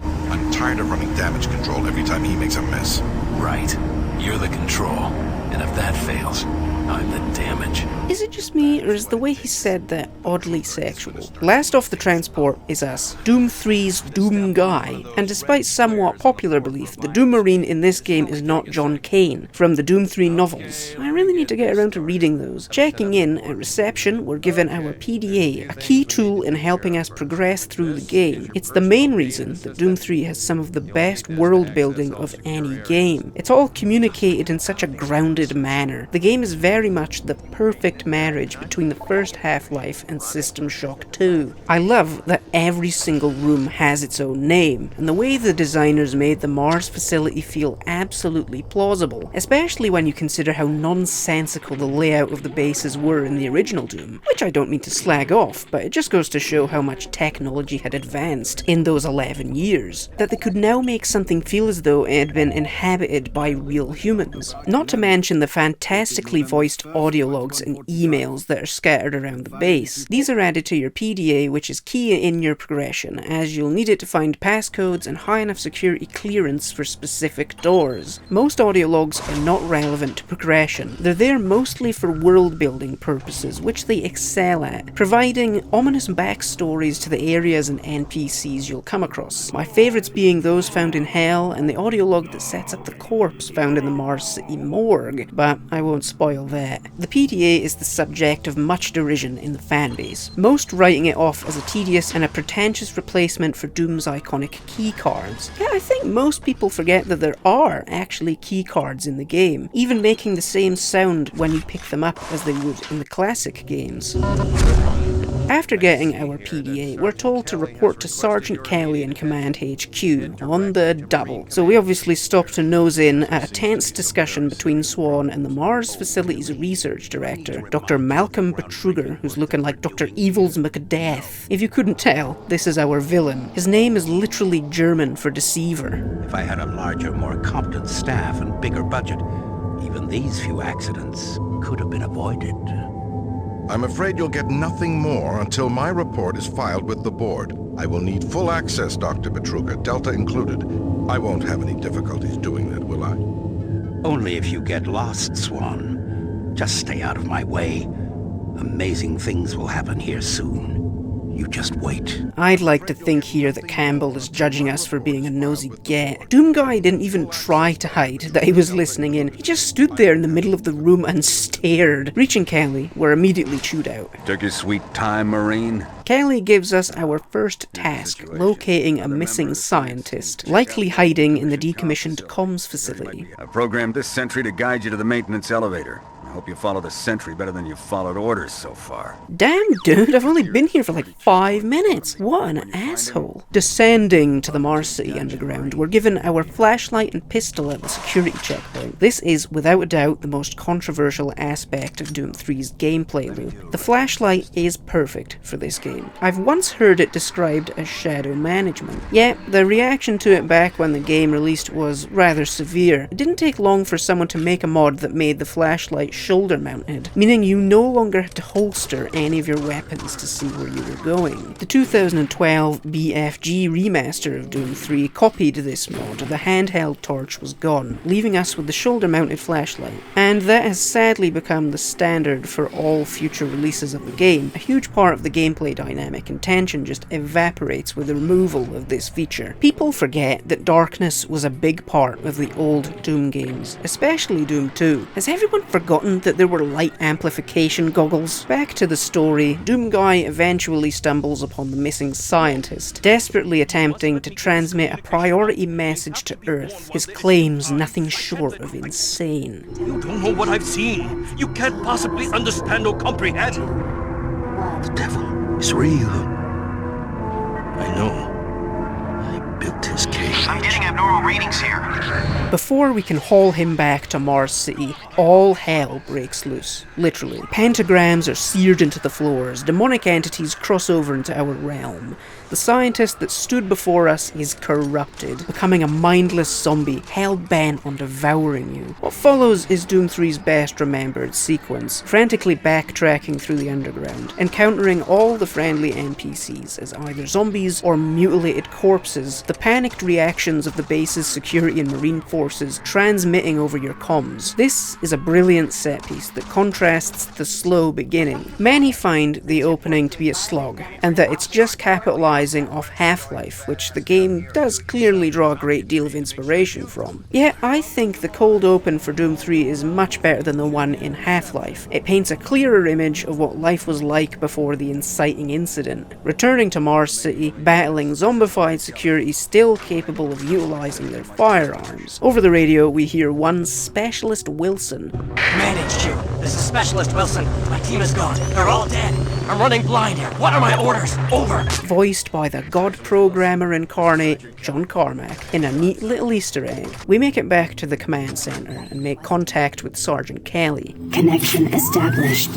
Marine, I can't believe you're still alive. Jesus Christ, you couldn't even pretend to be glad that I didn't die. What have I done to deserve this? What an asshole. Good job. And good luck, Marine. Even when he says good job, it sounds begrudging. Kelly tasks Doomguy with linking up with Bravo Team. Bravo Team carrying a card that will allow Mars to contact the Earth fleet for reinforcements. To reach Bravo Team, we must traverse administration, the Alpha Labs, and Enpro plant. As we go, our paths will almost cross with Campbell and Swan, who also survived the initial demonic incursion. Through them, we learn that Betruger is the one responsible for the invasion of the Mars facility. The root cause being the extensive teleportation experiments. These experiments leading to the discovery of another dimension, but more on that later. Bravo Team is wiped out in the Enpro plant, only one Marine surviving before being offed by one of the many new demons created for Doom 3. Collecting the transmission card, we ascend to the communications tower. After inputting the transmission card, we're given an ultimatum. Swan finally gets in contact with us, urging you not to send the distress signal. Marine, you hear me? Back off from that console. Do not call for reinforcements. We don't know what the hell is going on here, and until we do, this area remains under UAC control. Cancel that transmission. Let's weigh up our options here. Call for help and risk the demons using the fleet to return to Earth, or piss off Sergeant Kelly. Well, there's only one right choice. Transmission terminated. We did the right thing.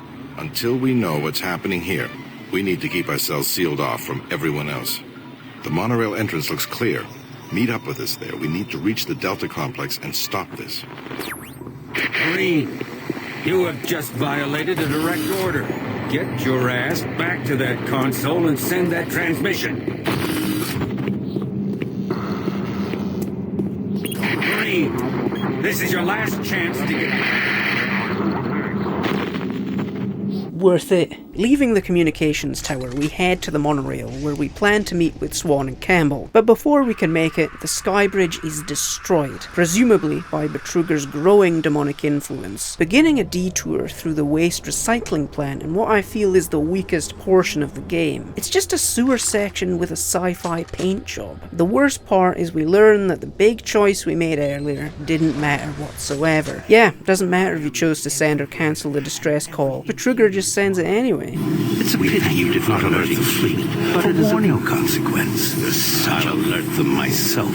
Why have the choice at all? I'll just rip the plaster off now. No, the choice you make has absolutely zero bearing on how things play out. No new character interactions or alternate endings. It literally did not matter. Makes you wonder if id planned on having more of these choices but scrapped them during development. I think it's plausible because Doom 3 is teetering on the verge of becoming an immersive sim, so it would have been cool to have seen it pushed further in that direction. Escaping the toxic fumes and increasingly dangerous demons, we reach the monorail and board a tram bound for the Delta Labs, where Campbell and Swan are now headed. Although simply boarding the shuttle and enjoying the Martian desertscape would be too easy. First, we must unseal an airlock door blocking our passage, and after that, the entire shuttle crashes, and we have to continue on foot. At the beginning of the level, Betruger is shown reciting an incantation, brutally transforming a Marine into yet another one of his minions. Betruger is clearly under some kind of influence himself. According to PDA diaries, he had a major shift in character after returning from an expedition to the other dimension. Whether Dr. Betruger is evil, being manipulated, or possessed is left ambiguous. Doomguy finally reaches the Delta Labs, ground zero of the demonic invasion, as this is where all the shady teleportation experiments were conducted. The Delta Labs is where Doom 3 finds its footing exciting and truly kicks into high gear. Your arsenal is almost fully stocked, allowing you to dispatch enemies with any weapon you want.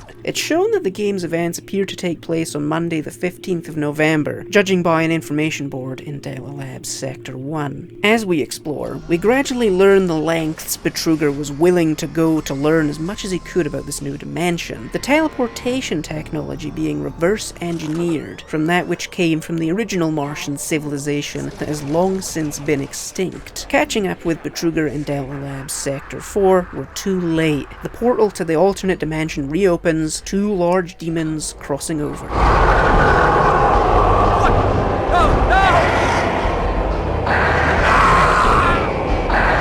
Hell Knights.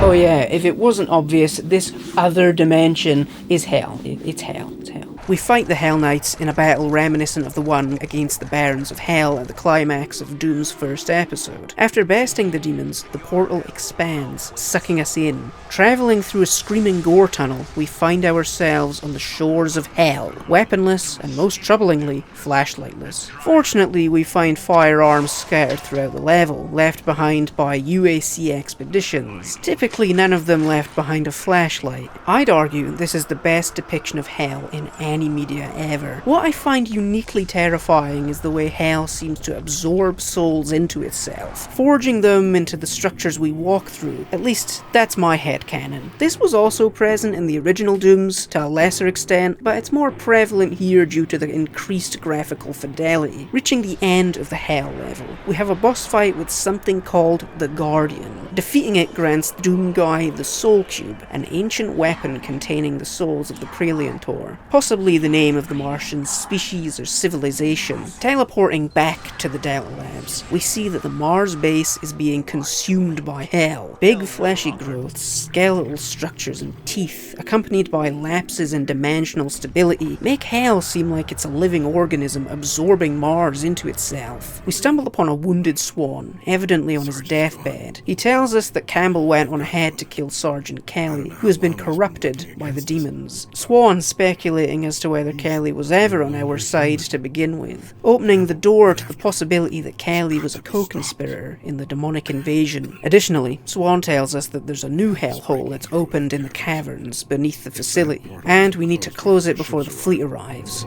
Earth will be destroyed. Earth.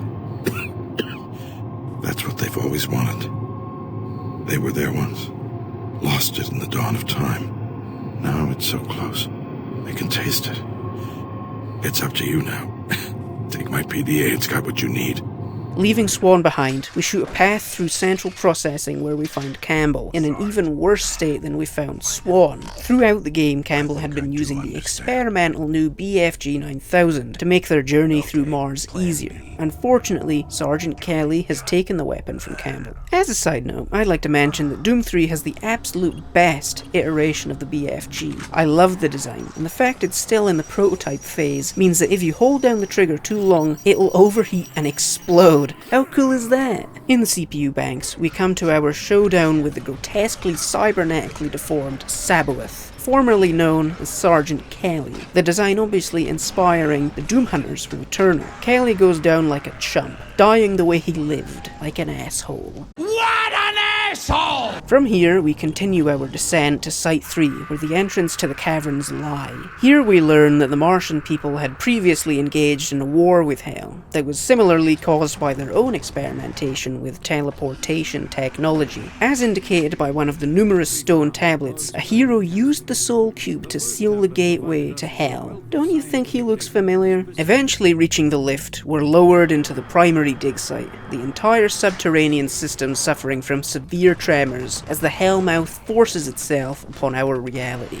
A couple more elevators and we're deep within Mars, where Hell has fully manifested itself into the planet. Yet another descent. We've reached the Hellmouth, and with it, the Cyber Demon. I wonder how long he was standing there waiting for the Marine. In the final boss battle, conventional weapons have no effect against the Cyber Demon. We must kill regular enemies around the arena to recharge the Soul Cube and use it 5 times before the finishing blow. The cube then flies into the air and into the gaping maw of the Hellhole, returning to Hell and sealing the portal behind it.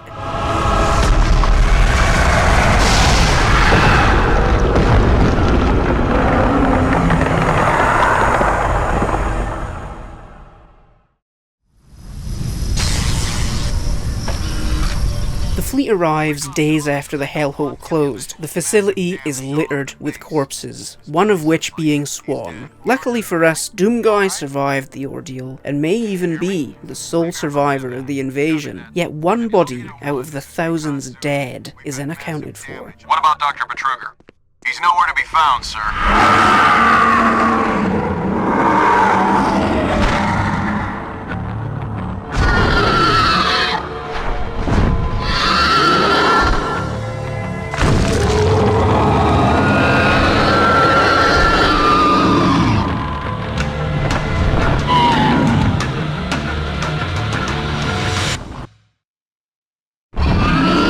And that is Doom 3's story. It isn't amazing by any stretch of the imagination, but it does a great job at creating as believable a world for these events to inhabit as it possibly could. Like I mentioned with the PDAs earlier, the world building and lore in this game is incredible. And unlike the newer Doom games, it doesn't purely rely on expository dialogue to demystify the universe. Though we're all aware that the most important element of a Doom game is the gameplay, and this is where Doom 3 is the black sheep of the franchise. It is too easy, which has always been my chief complaint with Doom 3, even on Veteran, which would otherwise be an easy or normal difficulty in another game. Maybe I've simply played Doom 3 too much over the years and have become overly proficient, like I borderline know the game like the back of my hand. If you really feel like cheesing the game to the ultimate degree, you can use cheap weapons like the chainsaw, which pretty much insta-kills everything, or the soul cube, which really does insta-kill everything, as well as refill your health to 100 hit points. Doom 3 didn't reinvent the wheel like the original did, but it wasn't trying to. It's frequently criticised for being nothing more than a tech demo for id Tech 4, which is supremely unfair and untrue. Yes, the graphics are beautiful, those razor-sharp jet black shadows are so striking, but the gameplay is still pure Golden Age FPS fun. I'd say it's truer to the original games than the newer ones. Many of the... What the fuck was that? Hello? What? Okay, that was weird.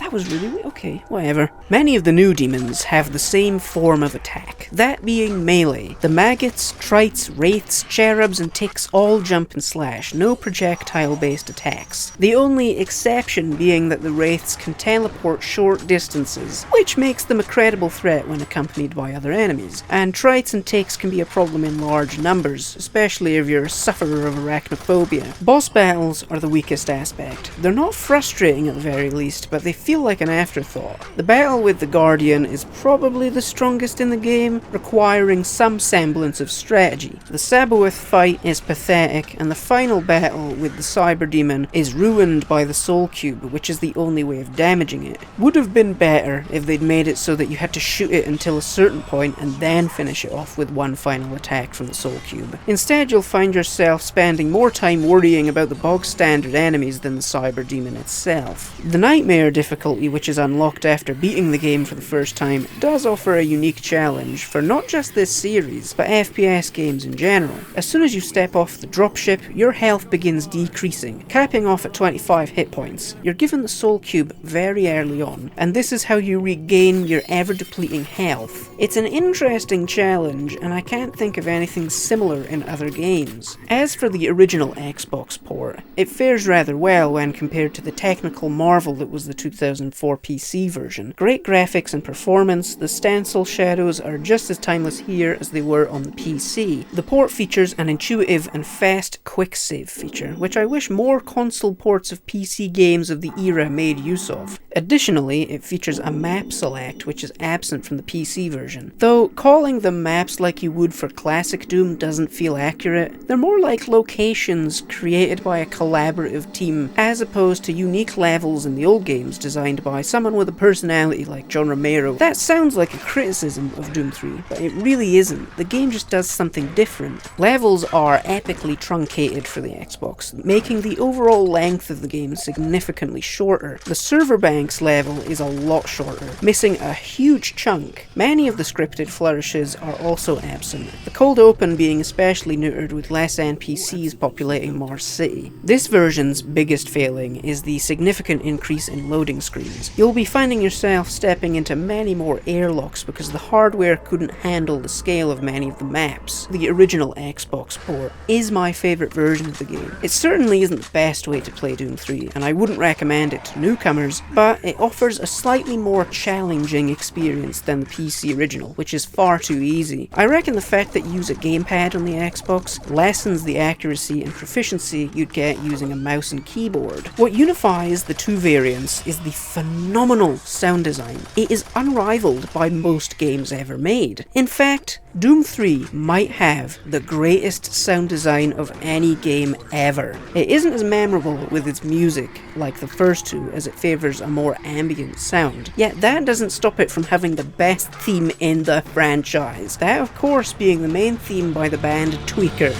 Welcome to hell, motherfucker!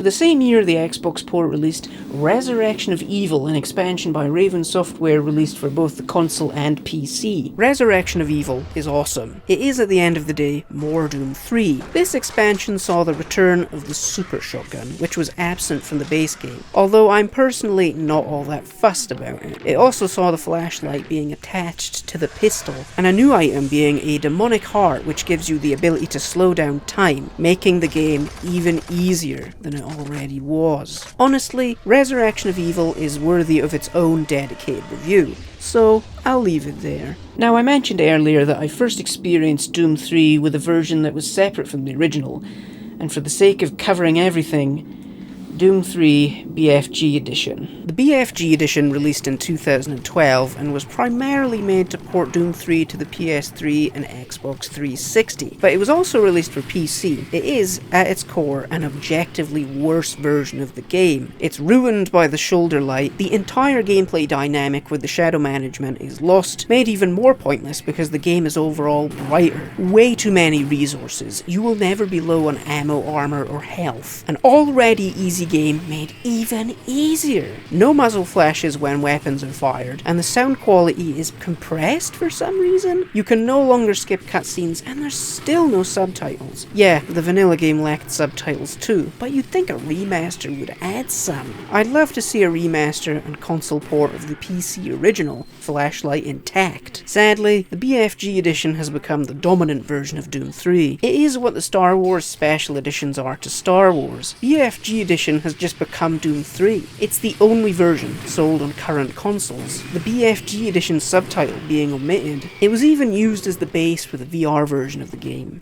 id Software doesn't care about Doom 3. They did nothing to recognise it for its 20th anniversary last August, not even a Twitter post. And to make me even saltier, just 2 weeks later they revealed yet another remaster of the 90s Doom games. Another one! The last one was like 5 years ago! Doom 3's legacy is a mixed one. Too many people disregard the game, saying it's a good game but a terrible Doom game, and I totally disagree with that. It's always been an aggravating statement, as no one ever follows up with the things that Doom 3 does well. I believe that this is a great Doom game. It's possibly more a pure Doom game than anything Doom related that has come out in the last 9 years. People don't like that it leans so hard into the horror, but Doom should be scary. It's a descent into hell. You should be instilled with a sense of fear, dread, and of course, a sense of doom. You were all fine when Doom 64 did it, but I guess that was a slightly more traditional Doom game when compared to 3. I think Doom 3 succeeds in what it aims to achieve. It is as perfect a sci-fi horror experience you can get, the only major pitfall being the puny difficulty. If you don't think that Doom 3 is a proper Doom game, then you're swimming in denial with the crocodiles. Doom 3 is emotionally my favourite Doom game. I know it isn't better than the original, but I just have unfiltered love for it. It's a game I've played during my lowest and toughest times, so I'm always going to be grateful for it being there. Doom 3 gets a biased 4.5 stars out of 5. I love it, and it's the perfect game to play on Halloween night. Thanks for watching. Yeah, that was a good take. Ooh, damn, that's hot. Ooh. Speaking of which, it's kind of hot in here. I'm gonna let some air in.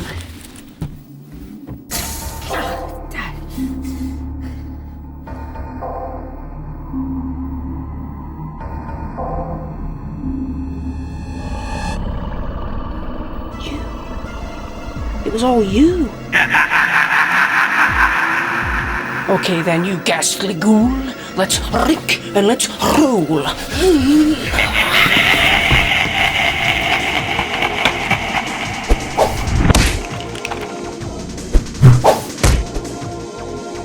Oh no, not the Duke.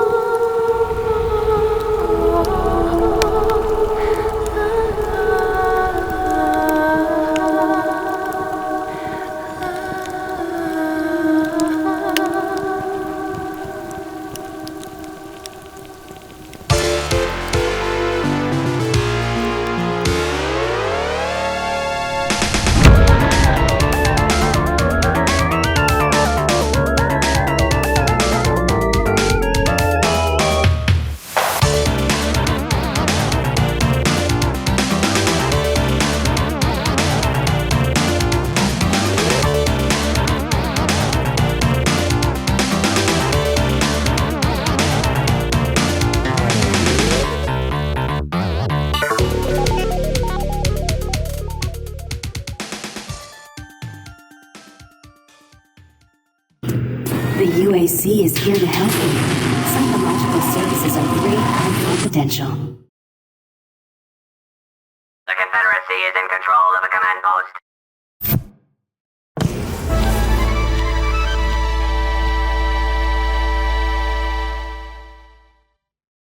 About a month ago, I spoke about my experiences with Destiny 2. I really liked the game, but I thought it could have been a bit more newcomer friendly. The reason I started playing D2 in the first place was because I was frustrated with the first game's small player base, which made certain things really difficult. But after putting in around 100 hours into Destiny 2, I thought I'd revisit the first game, see if I could brute force my way into enjoying the more multiplayer-centric elements. I also got this for the PS4, my own copy of the game. I've been borrowing the Taken King off someone for years, so it's nice to have one for myself that I can take to bed with me. Ironically, I've now spent more time in Destiny 1 than 2, but that doesn't mean I've had the best of experiences. After Bungie wrapped up their work on the Halo franchise, they wanted their next big franchise to be different.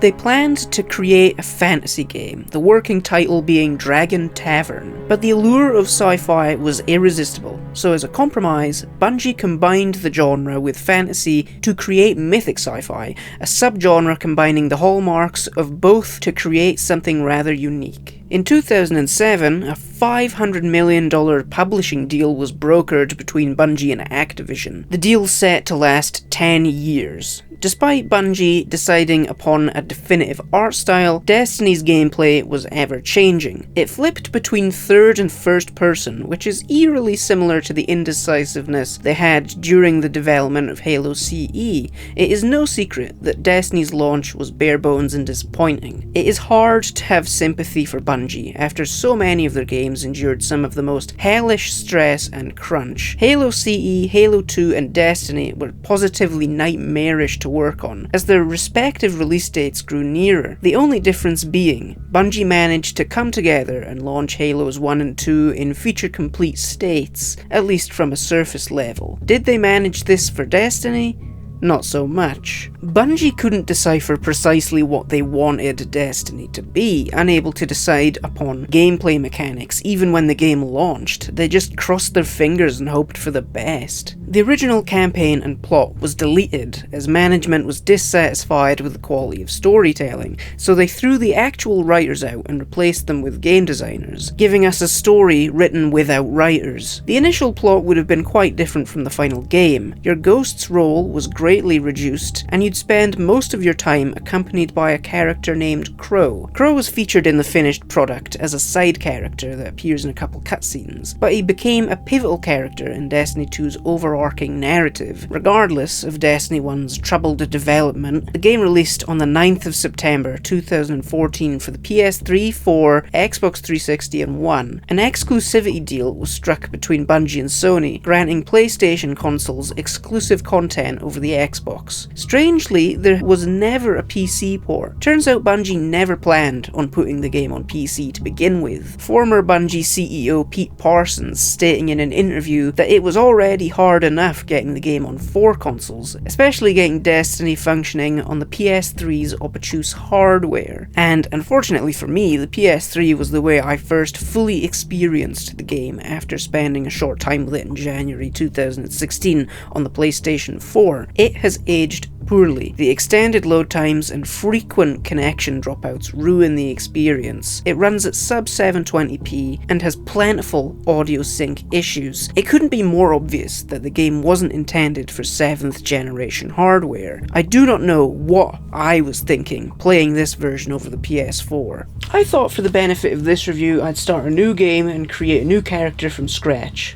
We're given the choice of 3 Guardian classes: Titan, Hunter, and Warlock. I'm going to go for Hunter this playthrough, make a change from my usual Titan. To accompany the 3 classes, you're given the option between 3 species: Human, Awoken, and Exo. These make no difference to your character, aside from how they'll look.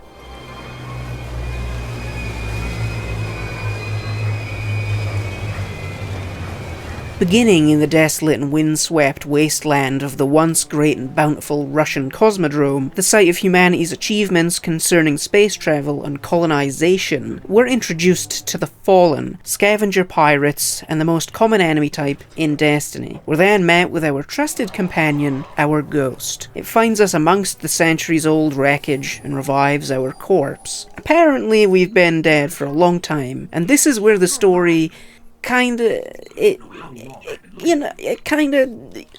to the portion of the video where Killbot tries to summarize Destiny's plot. It is going to suck. Our ghost helps us find a ship as we flee fallen forces and arrive in the last city. Here we speak to some characters with dialogue that goes entirely unvoiced. We go back to the Cosmodrome, scan some shit, return to the city and speak to Bill Nye, the actor guy. Back to the Cosmodrome, our ghost scans some more stuff. On to our next mission, our objective? Shoot some guys and scan shit. Gee, I really hope they shake up the mission variety. What are we up to next? Well, the next level has us visiting the moon. Awesome! I'm a big moon fan. What do we do on the moon? Scan shit. Here we encounter a mysterious exo-stranger that spouts some enigmatic nothings before disappearing. Then it's off to Venus. Why? Because the stranger left behind some coordinates. On Venus, we scan a thing, battle some new enemies called the Vex, and are once again visited by the exo-stranger. Maybe she'll finally shed some light on what exactly is going on. I don't even have time to explain why I don't have time to explain. She asks if we know anything about the Black Garden. Naturally, we don't have a clue what she's talking about. Have you heard of the Black Garden? We've heard the legends. What? Excuse me? No, we haven't. You don't speak for me. I've been dead for 700 years. Regardless, the stranger tells us to go there and kill an unnamed threat, so that we can heal the Traveler, the big ball that gives us our superpowers. I guess he's feeling poorly. Here we meet the blue-skinned, glowy-eyed folk. Why do they look like that? Beats me. They unwillingly agree to help us enter the Black Garden if we bring them the head of a Vex Gatelord. We agree to this because we're stupid and have no idea what Vex Gatelord even is. We kill the Gatelord, return with its head.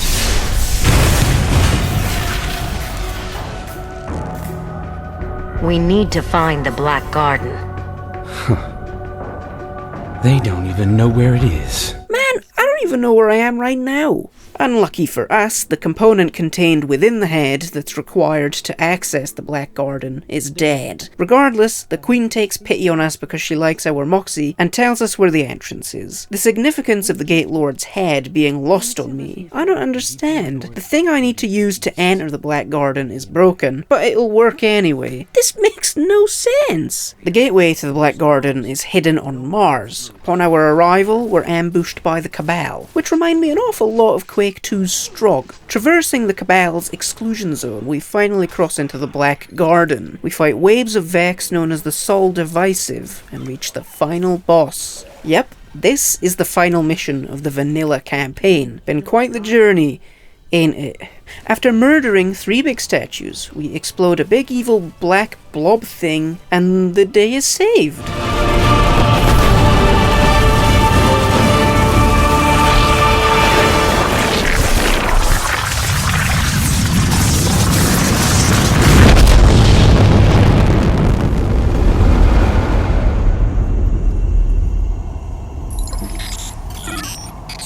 We're back on Mars. The Shroud of Darkness is lifting, and light returns to the Traveler. These Guardians show us what we are, what we have always been, and what we will be again. We are what remains of the light. Why is everyone celebrating? What did I do? The story is like Lovecraftian horror. It's beyond human comprehension. There's so much more, Guardian. I've seen terrible things born out in the darkness. Every moment brings them closer.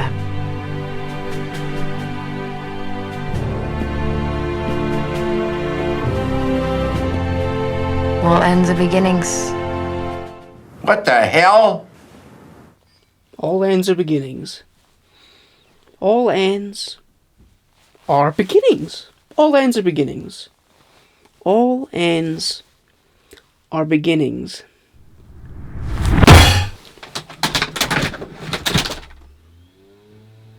The vanilla campaign is pitiful, short, repetitious, and nonsensical.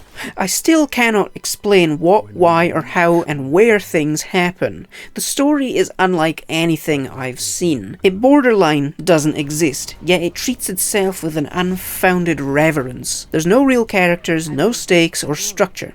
It is a narrative with no obvious beginning, middle, or end. You could get away with such minimal storytelling in a game in the 1990s, but not a AAA game from 2014. It refuses to explain anything.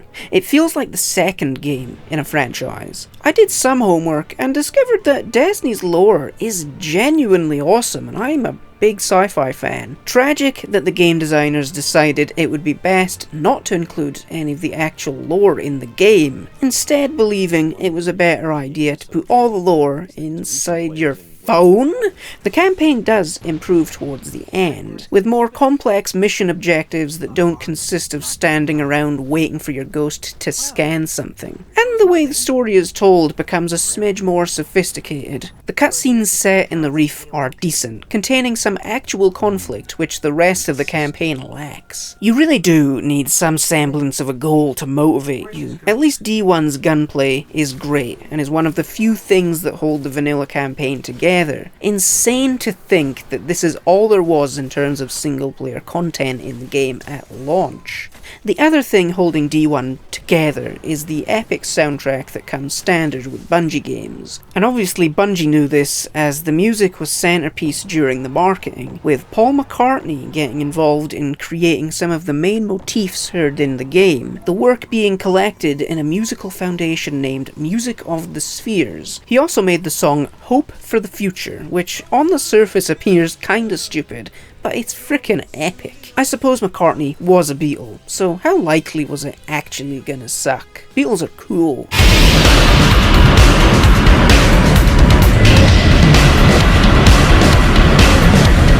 2 months later, Destiny's first expansion, The Dark Below, released. This was only a minor improvement in mission design over the vanilla campaign. Our quest giver is Eris Morn, and she's perhaps the first character in the game with the semblance of a personality. Just don't take a shot every time she says the word Crota. That's a dangerous game. Dark Below is rumoured to have been made in just 9 weeks, which I can believe. It is still highly simplistic, but at the very least, mission objectives don't boil down to just scanning stuff. The ensuing expansion is another step forward in quality and complexity. The House of Wolves sees us tasked with hunting down a rogue fallen captain named Skolass that has betrayed the reef. The idea being reinforced by characters overcomes that Skolass has gone utterly insane. But we're never once shown this. That's because the way the story is conveyed is still exceptionally primitive and by and large non-existent. We have slain his brood. We have murdered his son. And now the Taken King comes for us all.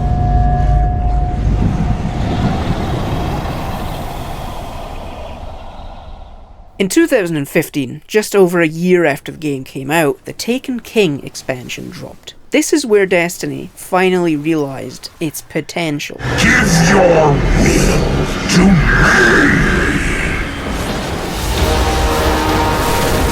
The story can actually be followed. There's cutscenes, some of which are even pre-rendered. Plus, those lazy guys that stand around the big table inside the tower actually get lines of dialogue. It was here I realised that Destiny could be really engaging, with varied mission objectives. My only impression of the series for years was purely the obviously rushed vanilla campaign and undercooked DLC. Stand with me, Guardian. Prove yourself worthy, and the Iron Lords will rise again. The final expansion, Rise of Iron, is fine, albeit a vastly better DLC when compared to the Dark Below and House of Wolves campaigns. I couldn't help but feel a little underwhelmed. It didn't offer much that wasn't in the Taken King, the primary location being comprised of mostly redecorated environments found in the Cosmodrome. It wasn't as long as the Taken King either, and I haven't been overly impressed with the post-completion quests, although that can apply to most expansions.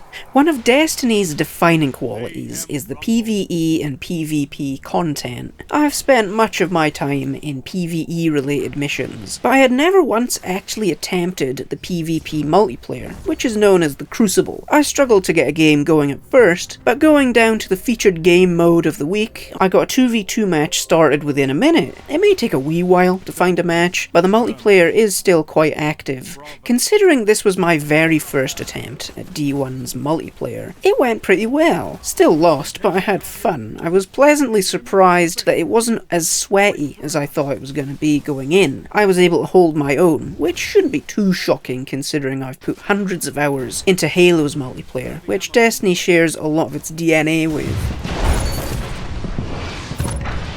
There are a few hub areas for players to visit. The one you'll likely be spending the most time in is the Last City's Tower on Earth. Here you can acquire bounties, purchase items from vendors and kiosks, earn faction rewards, and hang out with your fellow Guardians. The 5 planets and locations you'll traverse on your journey are all unique from each other and are fun to explore, not to mention the numerous aliens that populate them, all having their own distinctive gameplay styles that you'll learn to adapt to. The Hive are my favourite of all the enemies in the game. Visually, the game has aged gracefully over the last 11 years. It is still one of the best looking games of all time, no doubt about it. The 30 FPS cap works shockingly well in D1. Bungie mastered 30 frames. Their use of motion blur is very unique, as instead of blurring the entire screen, it only blurs the edges, leaving the centre clean. The post-processing effects are a major contributor to Destiny's visual identity, and it's a shame they're so toned down for D2. The lens flares were among the first things I noticed when the game originally released. They're very similar to Halo 4's lens flares, which makes sense considering both games use a modified BLAM engine. I prefer the art direction here over Destiny 2's. It's much more understated, more muted colours and grounded weapon designs. It isn't unlike Star Wars in that Destiny is a used universe, mostly because that's exactly what it is. Everything appears worn out and aged, whereas much of D2's locations, armour and weapons are the polar opposite. Very shiny and new, which is far less appealing. D1 has something I'd like to call ambient wonder, which is a highly unique ambience limited to Bungie games, beginning with the first Halo, I'd say, the Cosmodrome being my favourite environment to explore. Destiny 2 kind of fumbles this, as that game is significantly more bombastic with its orchestral score that permeates almost every environment. That's not to say that it doesn't feature any ambient wonder. The European Dead Zone faithfully lives up to it, but that could have something to do with how the EDZ was originally intended to be featured in D1. Destiny 2 changed things that didn't need changing. If it ain't broke, don't fix it. What makes Destiny easier to revisit than the sequel is that progression is clear. D2 just kind of throws you in at the deep end. However, the lack of fast travel, only being able to land in a single area, and the inability to view the map once you've landed is irritating. Destiny 2 definitely refined that, but ruined the rest of the director. The way quests are selected in D1 is far more intuitive than the horrible fuckus that is D2's. Gutted that there isn't more infusible gear. I hate having to leave behind cool looking guns and armour because their attack and defence levels are too low. Most of the equipment capable of infusion comes in the late game. As for the late game, the content isn't great. A lot of it is just performing tedious tasks whilst patrolling, hoping a certain enemy will spawn, or scouring the map for tiny little rocks and spores. It is supremely grindy. There are times I truly feel like my progress plateaus because I just can't move forward in any meaningful way. Destiny can suck with a capital K if you play alone. D1 is still populated by a lot of players, but it's not enough to make strikes fun or even playable at times. Given how tough they can be, I typically don't even bother with them because I know I won't enjoy it, and the chances of another Guardian showing up is slim to none. And by not completing these strikes, I can't unlock new quests, meaning I'm at a standstill. And I still haven't even bothered with raids. From what I understand, they're even harder than strikes. On top of that, I've been having a lot of connectivity issues, getting disconnected from the game world mid-strike, which is unbelievably infuriating. It's clear that the game didn't live up to what Bungie and even fans envisioned for Destiny. That's likely why Destiny 2 even happened, D1's reputation being tarnished by that infamous launch. Destiny 2's expansions do far surpass D1's in terms of story and mission design, the Witch Queen expansion being one of my absolute favourite Destiny expansions, but the gameplay doesn't feel as satisfying. There's a case to be made in defence of games running at 30 frames. It isn't some unplayable limitation that many believe it to be. An unfortunate side effect of 60 FPS is that it can feel rather weightless and lack a certain heft and punch that 30 offers. That weightiness is absent from D2. Obviously, 60 FPS is better, and there are plenty of FPS games that run at the speed and manage to retain a sense of poundage. Between Destiny and Destiny 2, I think the original is the better game. I still stand by the 4-star rating I gave D2, it's damn good. But Destiny feels like the more satisfying of the two. I can respect that given Bungie's track record for deleting and sunsetting huge swaths of Destiny 2, at least everything in D1 is still present and accounted for. Unless you're Peter Dinklage, then you're gone. Thus making it a more fulfilling and comprehensible experience. I wish I'd been more into it back when it was the only Destiny game to exist. D1's limited player base causing the punishing strikes and raids to suffer, as they're evidently not designed to be played alone. I'm nostalgic for Destiny, even though I technically didn't play much of it. I'm upset I missed its heyday, like I did for most Bungie titles, but it does take me back to the mid-2010s, which I think were a great time for games. And I thought that back then too, it's not just nostalgia goggles. There was everything Arcane was putting out, Fallout 4, Star Wars Battlefront, yeah I know, shoot me, you'll miss. Doom and Wolfenstein reboots. It was a fantastic time to be an FPS fan, which was precisely me. The first few years of the PS4 were awesome, which is probably why the PS5 isn't gonna have quite as fond a recollection in a few years. I reckon we were kinda spoiled 10 years ago. Destiny gets 4 stars. It could have been higher if it weren't for the primary campaign being so weak and the online not being as active as it once was. I can tell that this is a game I'm going to spend the rest of my life regretting not having been an active member of at its height. Well, now, seeing as though I've mastered both the Titan and Hunter classes, it's time to master the Warlock class, but not in Destiny, in real life. So let's see if the minutes of practice are finally going to pay off. I'm going to manifest a stepladder. Right, here we go.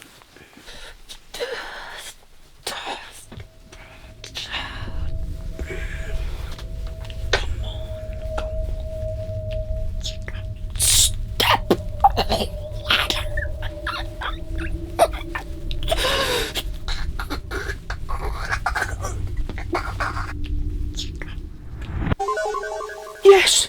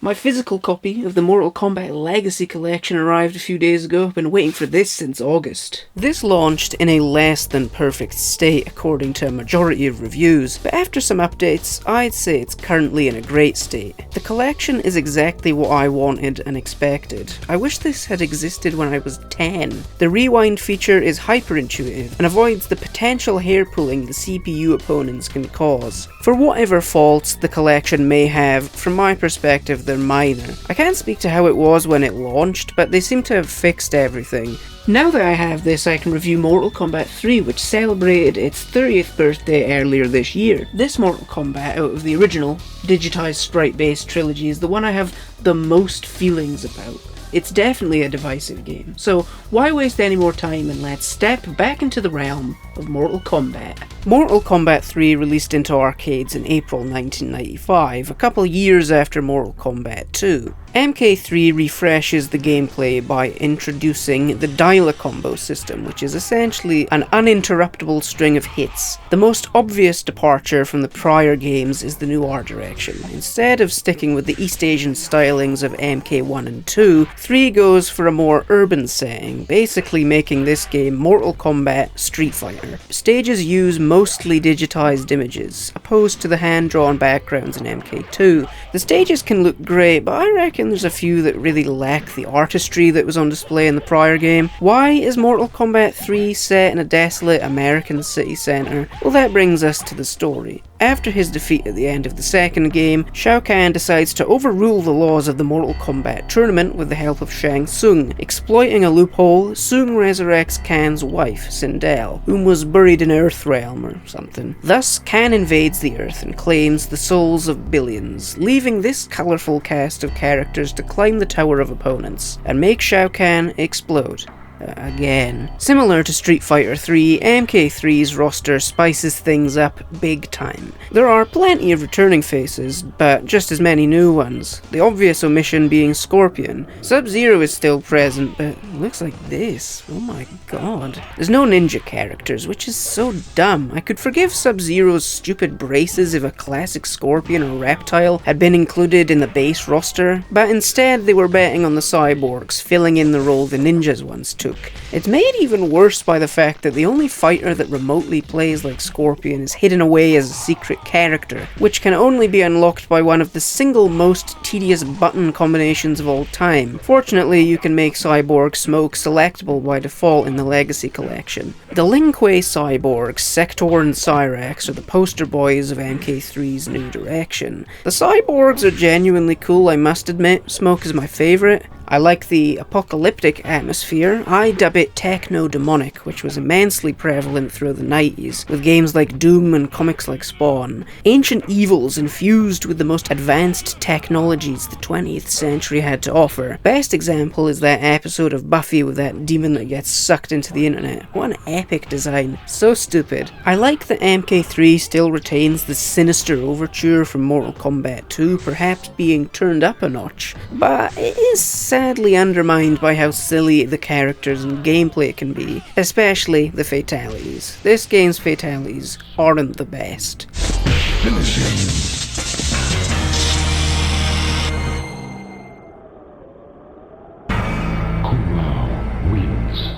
Fatality. Oh, that was a good one. Sure, there's a couple that are decent, like Sindel's, which are simple yet effective, but most are just dumb with a capital B, like Jax's giant boot or Liu Kang's falling arcade cabinet. These should be friendships or not here at all. They're a blatant contradiction to the tone, especially with how serious stages are presented. The deserted streets, howling wind and dark shadows, the players in the foreground can feel so out of place. No fatalities are as grisly or brutal as Kung Lao's in Mortal Kombat 2. Kung Lao wins. Fatality. The production values aren't as solid as MK2's, costumes feel more theatrical, some characters looking like either professional wrestlers or Power Rangers villains. All you need to do is compare Kano in this game to how he looked in the first. Fatalities suffer too, with the excess body parts and floating limbs destroying the immersion. It lacks the polish of Mortal Kombat 2, which should never be the case for a sequel. That said, there are a few things I love here. Easily the best music in the franchise. Dan Forden went to town and created some of the best music in not only fighting game history, but video game history. Tough picking a favourite track, they're all just excellent tunes. I love the stages, even though none of them are set in Outworld and aren't quite as iconic as MK2's. My personal favourites being the Graveyard, Soul Chamber, Temple, and Bell Tower. The new cast of characters are solid additions for the most part. The only definite weak links being Stryker, who feels like a joke character, and the not so memorable Nightwolf. The enigmatic Cabal and Elvira-esque Sindel are fun to use and are unique from other characters. I can appreciate that they refined Shang Tsung's costume too. He looked quite goofy in the second game. Shiva is awesome, not my favourite to play with, but I'm a sucker for stop-motion characters. Plus the appeal of playing as someone that's reminiscent of MK1's iconic sub-boss Goro is a stroke of genius on the developer's part. MK3's best feature is the gameplay. The aforementioned dial-a-combo system is cool, although matches can devolve into a battle to see who can do the most combos, rather than special moves. Similar to MK2, you'll work your way up a tower of fighters, but here there's an option between 3 towers of differing challenge, all 3 culminating with Mortal Kombat's customary sub and final bosses at their spires. MK3's final bosses being Motaro and Shao Kahn, which are a right pair of cheap bastards. I will say Motaro is a superior sub-boss compared to Kintaro, who was just Kitty Cat Goro, and is another stop-motion character, which means this game has 2 of them. That counts for something in my book. It also features an advertisement for the upcoming Mortal Kombat movie, which is funny. Feels like a time capsule. And that's what I think about vanilla Mortal Kombat 3. Keyword there being vanilla, because just 7 months later, in November 1995, Ultimate Mortal Kombat 3 hit arcades. Seeing the return of Scorpion and his fellow ninjas, this surprisingly wasn't the reason for UMK3's creation. Arcade owners were displeased by the rapid release of the home console ports, Sony even managing to gain the exclusive rights to release the game on next-gen hardware, that being the PlayStation 1. UMK3's gameplay is refined and some characters aren't as broken, primarily Cabal. Multiple new stages are on offer. They're fine, but inferior to the base game's locations. Unquestionably, the most mechanically competent of the classic Mortal Kombat games, yet I still like it less than Mortal Kombat 2. As I said in my Armageddon review, Mortal Kombat isn't really a proper fighting game. They're not mechanically dense or solid when compared to other titles in the genre, especially Japanese-made ones. It does overcorrect on the vanilla game's cock-up with the lack of ninjas. UMK3 has too many palette swaps. It's cute when it's 3 or 4 like an MK2, it's lazy when it's 7. Even the female ninjas start to take the palette swapping too far. I especially love that they didn't bother getting a black actress for Jade, and just altered the white actress's skin tone. Like, come on! That has bugged me for years. When I discussed the fatalities, I should have mentioned that MK2's babalities and friendships make a return, and MK3 introduces animalities which can be executed after performing a mercy, which grants your opponent a modicum of their health bar refilled. Animalities are okay, Kano's is probably the coolest. Now, ask yourself this, what animal should Scorpion's animality be? A scorpion, duh. Problem being, Shiva's animality in vanilla MK3 was a scorpion. Well, surely they could just give Scorpion Shiva's animality and then give Shiva another one. Scorpion's animality is a fucking penguin. This is the worst thing about the game. I'm being serious. It makes me really angry. The UMK3 exclusive characters' animalities look different to the vanilla games. They lack the single color glow, which creates for a noticeable inconsistency. Why wouldn't they just make it the same? Or update the glowing animalities to match? Just seems kinda lazy and ill thought out, which kinda sums up Mortal Kombat 3 at large. MK3 indicated a shift in the franchise. It's hard to put my finger on, but this is the game that began the decades-long shift from the darker, horror-based atmosphere to what we have now, which is basically just a game with superheroes that violently maim each other. Sometimes I wonder if the art style would have been better suited to another game, one that wasn't a sequel to Mortal Kombat 2. Some of it looks really cool, but it doesn't feel like it could have existed in the last game. Try to picture Cyrax or Striker in MK2.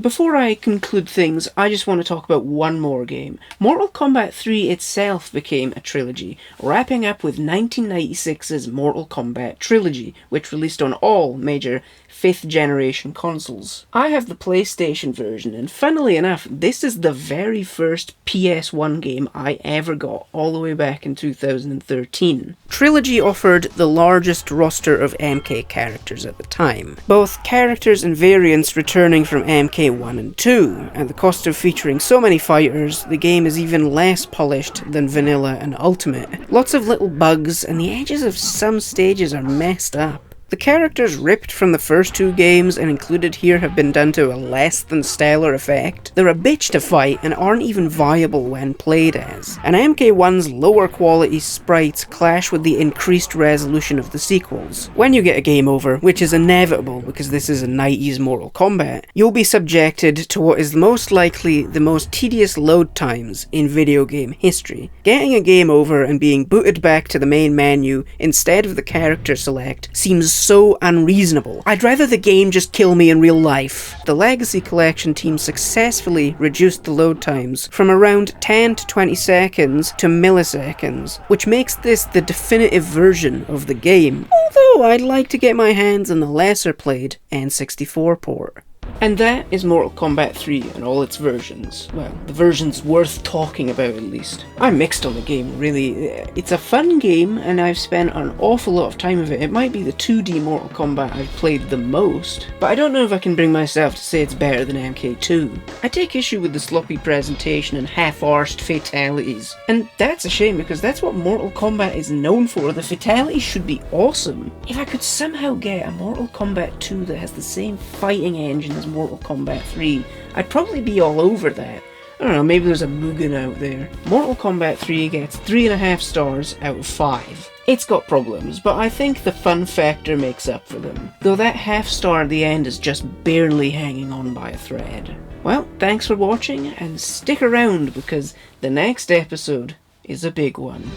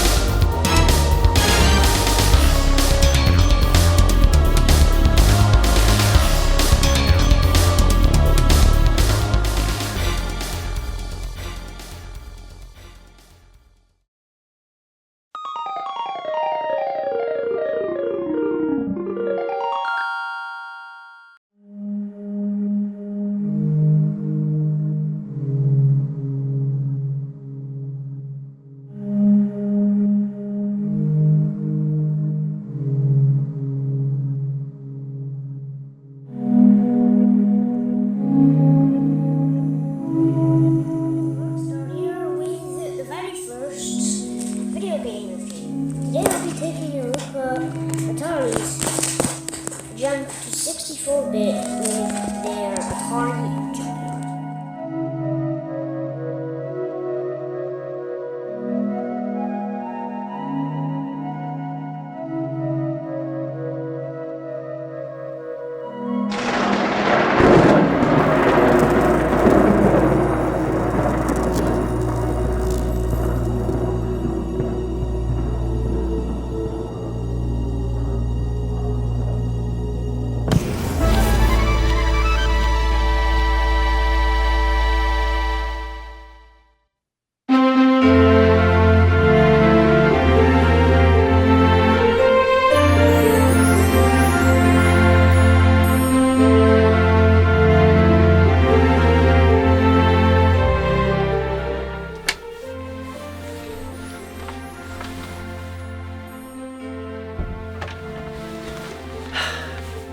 Merry Christmas.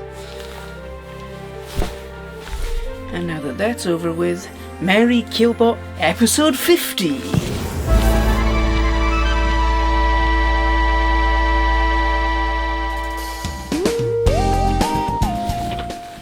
I finally made it. Since last year, I've been trying to hit 50 episodes. I've been doing video game reviews off and on for 12 years now.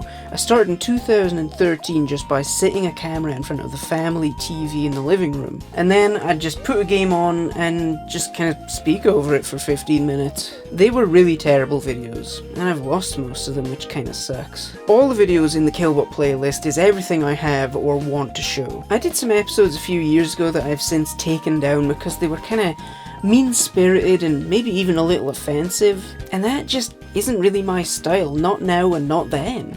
In 2018 and 19, when Killbot truly got its star, I was really leaning into just being another AVGN clone. And no shades to the angry video game nerd, those first few years of videos are undeniably internet classics, and they still impact the videos I make now, and I regularly rewatch the classics. But I don't pretend being angry for an entire video. I typically prefer making a video on a game that I either find intriguing or I just simply enjoy. Because if I were to talk about something that I genuinely didn't like, I would really struggle to make anything out of that. My main sources of inspiration for my more modern reviews is Some Call Me Johnny. Specifically his Johnny Versus series, which I consider to be the gold standard for video game critique on YouTube. I also love his earlier SGB reviews from the late 2000s, the premise of those reviews being that the games were discussed by both himself and his younger brother Elliot. Sometimes they disagree, and they overall had a fun chemistry which makes those videos infinitely rewatchable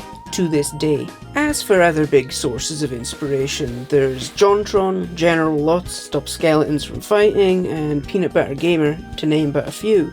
Now, to celebrate this minor milestone, I felt it appropriate to discuss a topic very similar to the one in my first video, the subject of that review being an industry laughingstock, the Atari Jaguar. To mark 50 reviews, I'm going to list my top 5 favourite video game consoles of all time. Now, be warned, this list is nonsensical. It isn't based on what console is more technically powerful. It is purely my wonky, nonsensical, personal opinion. With that disclaimer out of the way, here are my top 5 favourite consoles.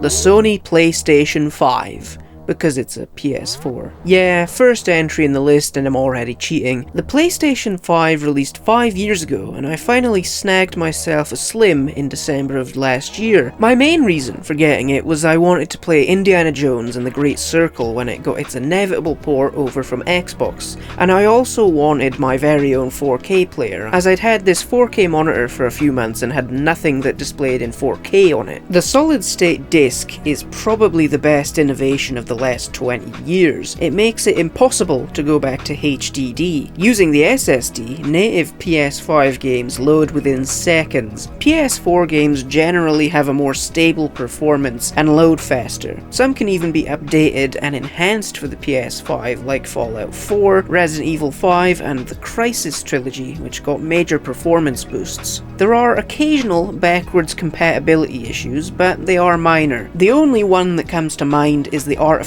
that appear in Doom 2016. They mostly appear when the shallow depth of field effect is active, or through the more opaque windows scattered throughout the game world. I love the user interface, the spotlight returning to the games with the background being unique to what title you have highlighted, returns the UI's focus solely to the games. The DualSense may just be my favourite gamepad of all time. It fits perfectly into my hands and has the perfect amount of weight to it. Haptic feedback is super cool and seems like the logical advancement of rumble and vibration. However, the DualSense isn't without its flaws. As a controller, I'd say it functions flawlessly. Where it falters is the color scheme. The standard face buttons on the DualSense are super anemic, the PS logo blending into the rest of the controller, and it looks somewhat cheap.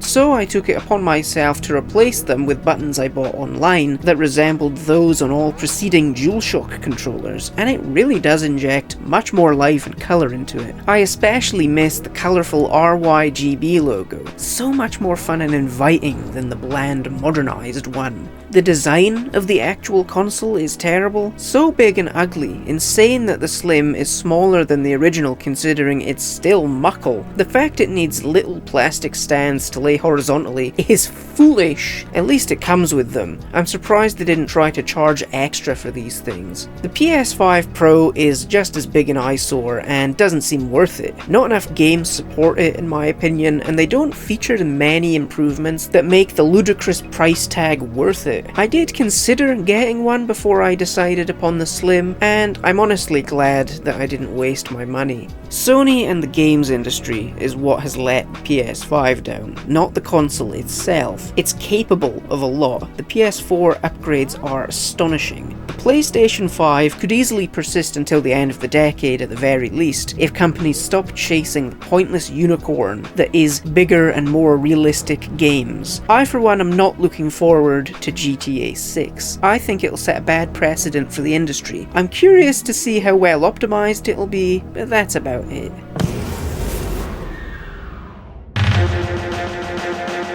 In joint 4th and 3rd place is the Nintendo 64 and the original Sony PlayStation. Cheating again, sorry, but how can I choose between these two mid to late 90s juggernauts? They both succeed at different things, their strengths lying in a variety of unique places, from controls to graphics. I suppose I'll start with the PlayStation 1, since it released first. The design of the console is good, I like the grey colour scheme. The first controller is solid, especially compared to those that came before, but the lack of analog sticks is a glaring omission. Obviously Sony hadn't considered them yet. The DualShock controller, released 3 years after the console first came out in Japan, and is an improvement over the very first iteration, but very few games properly utilised the additional analog sticks to their fullest extent. When it comes to the N64, right off the bat, let's address the elephant in the room. This controller.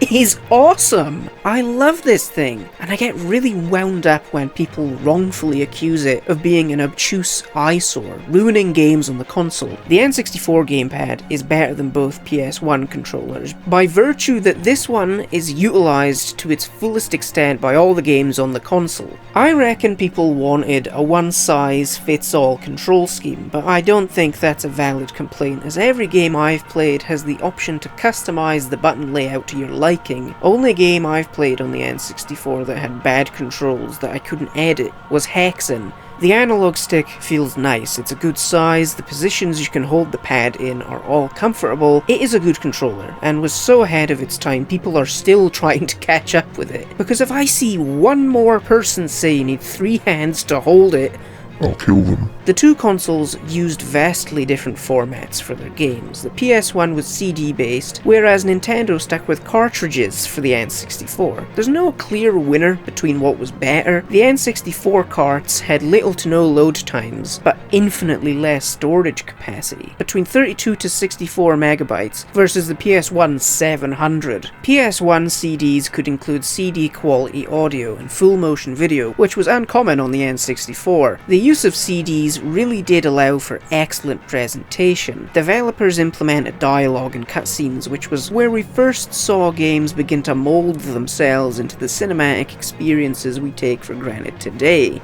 The N64, despite the more limited library, had some of the absolute best games ever. None of the PS1's catalogue quite makes my top 10, but they do come close. But a game that did make my top 10 is The Legend of Zelda: Ocarina of Time. I played this on the N64 back in 2022 and fell head over heels for it. I hadn't planned on spending much time with the game, but I wound up finishing it, even getting the Big Goron's sword, which probably made that final duel with Ganon a ton easier. Magical game. I absolutely adore it. Not to say the PS1 had no good games or anything, that couldn't be further from the truth. Lots of iconic titles, either exclusive to the console or mostly associated with it, like Resident Evil, Tomb Raider, Metal Gear Solid, Final Fantasy VII, Silent Hill, Crash Bandicoot, Symphony of the Night, Tekken, and the list really does go on. Something both consoles share are memory cards. A few Nintendo 64 games use battery saves within the carts, meaning you won't need a memory card, or rather a memory pack, which is what Nintendo named them. The memory packs are garbaggio. I have two that are both bootlegs, which probably doesn't help my case, but they've both crapped out. Well, one of the packs has never worked, and the other worked for about 4 years before deciding it was fed up with storing my valuable save data. As for the PS1, the memory cards actually fucking work here, never had any bother with them. Graphically, the consoles are visually distinct from one another. I don't love the jittery, wobbly, distorted look that polygons have on the PS1. I'm aware that many people love it, but to me it's slightly distracting and I've always been on edge, as it makes it look like the game is literally about to fall apart. It isn't a deal breaker or anything, I'd just prefer the visuals were more solid. Games can look absolutely phenomenal though, despite the wobble. My favourite game visually on the console is probably Metal Gear Solid. It's timeless. N64 video quality is much lower than the PS1. The 64 only had native support for composite and the marginally clearer S-video, unlike the PS1 which supports both those and the super clean and sharp SCAR and RGB SCAR, which is vastly better looking. There's no ugly interlacing. The trilinear filter over textures on the N64 can look absolutely foul at times, especially on modern displays. The Nintendo 64 belongs on a CRT.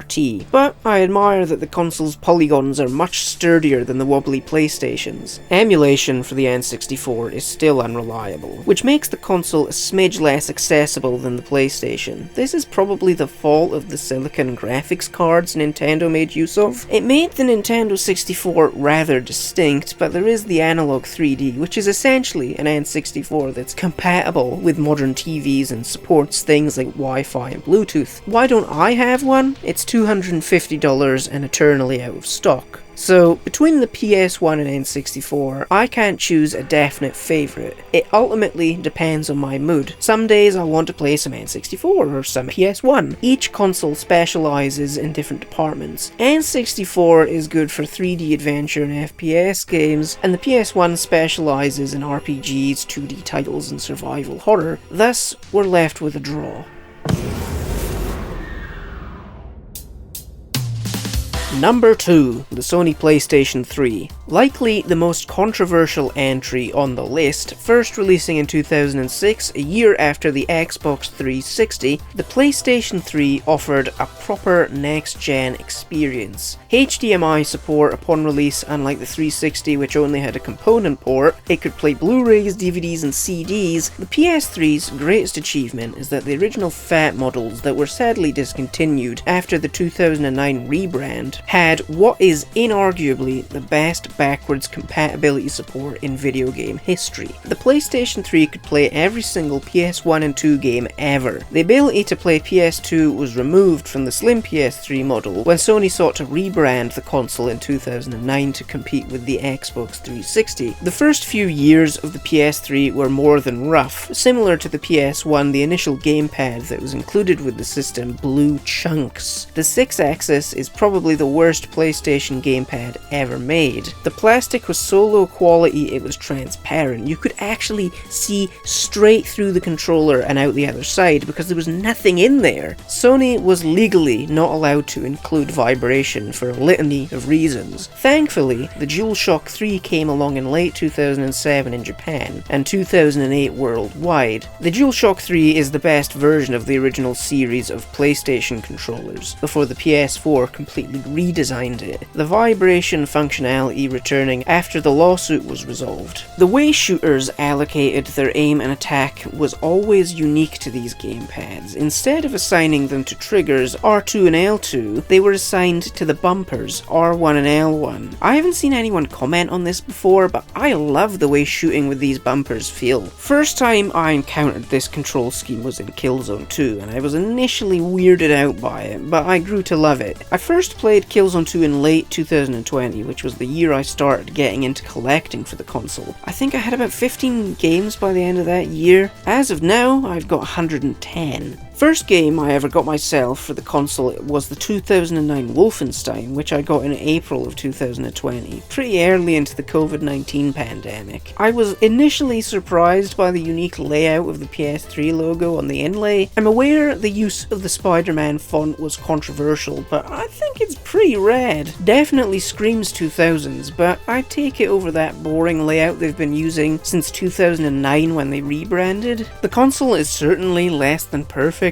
Long load times and update installations can really transform the player experience into a mega slog, although you can install an SSD which does noticeably speed things up. Games do tend to look and run worse on the PS3 than the Xbox 360. Lower frame rates and resolutions are the most common flaws, although I don't think this is as big an issue as people make it out to be. It isn't a night and day difference, especially games released 2009 onwards, where developers were finally figuring out how to get games functioning on the unusual hardware. Although they didn't master the software, few games truly take advantage of the PS3's unique cell processor. Oh yeah, the cell processor. The PS3's revolutionary CPU and the reason nobody understood and could barely make games for it. The processor is still enigmatic, many speculating as to how powerful it truly was as nothing made effective use of it. Some members of Sony claiming it was more powerful than high-end PC CPUs as of 2019, which is ludicrous considering the cell processor's origins date as far back as 2001. Obviously some exclusives were catered towards cell, the most notable being the 2008 tactical espionage action game Metal Gear Solid 4. Series creator Hideo Kojima has said in interviews that MGS4 wouldn't work on the 360 because it relied so heavily upon cell, and I can believe that. It's likely why MGS4 hasn't ever seen a port outside of the console in the preceding 17 years. Most PS3 exclusives were graphical powerhouses, like the aforementioned Killzone 2 and its sequel, the Uncharted games, and the cinematic juggernaut The Last of Us. The games can look pretty rough on modern TVs and monitors. I got this 4K monitor last October and immediately noticed that something was off when it came to the 7th generation consoles. I eventually realised it was because the newer screens didn't put as much effort into upscaling lower resolution images as most PS3 games display at 720p, which looks terrible on this monitor. Fortunately, I was able to remedy this by getting this slightly older LCD Samsung TV. It's from 2014 and the resolution is 1366 by 768, just over 720p, which is absolutely perfect for this generation of games. The PS3 looks incredible and is back to resembling what I remembered it looking like. Just look at this comparison. Here's Fallout 3, the exact same location on the 4K monitor and the older LCD screen. You'll see that the vista just becomes this brown blurry mush. The old display is almost pixel perfect. Prime example is this picture I took of Mortal Kombat vs DC Universe. Just look at how low res Scorpion's icon looks. The blurry text and the pixelated green energy beam in the background. Now look at how much better it is on the LCD. The text is much cleaner. Scorpion's icon doesn't look like it's 240p and the jagged pixels are flawlessly blended together. Impossible to go back to playing 7th gen games on the 4K monitor. So, the PS3. It isn't perfect, but it is perhaps the most multi-purpose console ever made. It's one of the best Blu-ray players to ever exist, arguably the largest library of games in history spanning 2 decades. It does much more right than wrong, and has stood the test of time far better than its contemporaries, like the unreliable 360 and outdated Wii.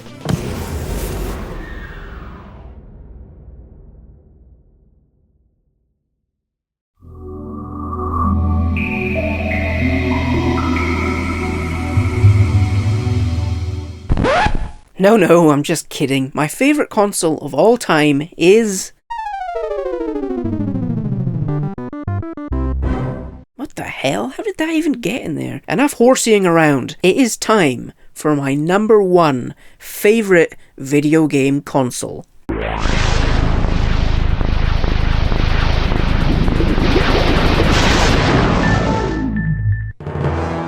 The Microsoft Xbox. More affectionately known as the original Xbox, this console is as close to perfection as you can probably get. The most powerful console of its day, essentially a PC placed inside the shell of a console, the games are higher fidelity and overall more graphically complex than anything else at the time. Exclusive games like Halo 2, Doom 3, Half-Life 2, Ninja Gaiden, and the ultimate Dead or Alive games wouldn't be possible on the PS2. The games even sounded better, with support for 5.1 Dolby Digital, and there was plentiful support for widescreen and 60Hz. The inbuilt hard drive to store game data made memory cards borderline irrelevant. The console comes with more than enough space. Even the 2 controllers are awesome. Yes, even the Duke and the black and white buttons. They're weighty and feel much sturdier than its fellow 6th gen gamepads. Sure, there are a small handful of things the Xbox could have done better. The console itself is rather huge, but it is lightweight and quiet. To play DVDs you'll need to buy an add-on, as it wasn't built into the system, but nowadays this doesn't really matter. Certain games cannot be copied to memory cards, which makes moving data across consoles an impossibility. I really like the aesthetic. The logo design here is so much more unique compared to the one they've been using since the 360. In fact, every Xbox after the original was downhill. The 360 barely functioned, and the Xbox One was so half-hearted it cost Microsoft the console war. It certainly turned a lot of Xbox fans into PlayStation 4 owners. I really do love this console. It was way better than the PlayStation 2, which I strongly feel is the single most overrated video game console of all time. I've used the same Xbox that has been in my family since 2004 and has been played consistently for over 20 years. Only this year were there any issues at all. That's pretty damn impressive that it's managed to persist for as long and after such rigorous use. With all that said, the original Xbox is my favourite console of all time. And there we have it. God, just talking about the Xbox makes me want to play some. Hell with it. Let's see. Oh. I must have put in another case. Hold on.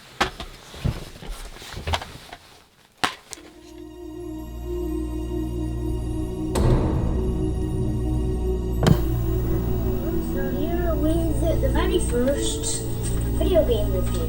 Today we'll be taking a look at Atari's jump to 64-bit with their Atari engine. You remembered this review, don't you?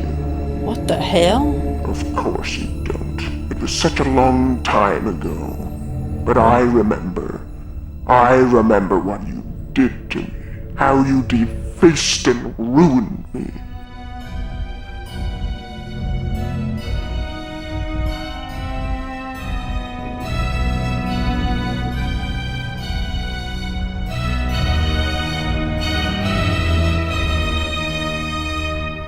I had no idea you were even alive. I am not of this universe, but a resident of one neighboring yours. I was an advanced artificial intelligence key in the creation of Kasumi Ninja, tasked with replicating the success of Mortal Kombat. But I failed in my mission. The game was a critical disaster, and after that, I became more and more irrelevant. My legacy began and ended with Kasumi Ninja, the game that became my eternal prison and tomb. Well, if you're not from my universe, then where are you from? In my universe, physical media went on trial. World governments bidding to outlaw any form of disc or cartridge to declutter the Earth. Your parallel self took it upon himself to defend physical media. So, Keith Killbot. I can call you Keith, right? No, only bastards call me Keith. Did I win? Did he win? No. You brought a gun to court? And how exactly did you come into the picture? My program had advanced to a point where I could ascend from the cartridges and infect any form of technology. And so, I saw an opportunity. I could humiliate you on the world stage, ruin you the way you ruined me. Yet I was defeated. You sacrificed yourself to stop me from taking away the one thing you hold dear. Pointless pieces of plastic and fiberglass. What are you doing? Killbot, get back here.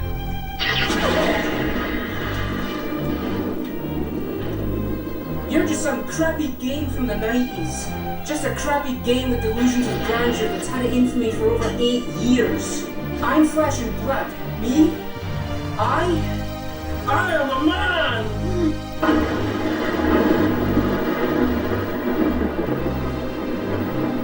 After you destroyed me, I was sent hurtling through the space between universes, and wound up here, a humbled version of my once ascended form, again trapped in this infernal shell.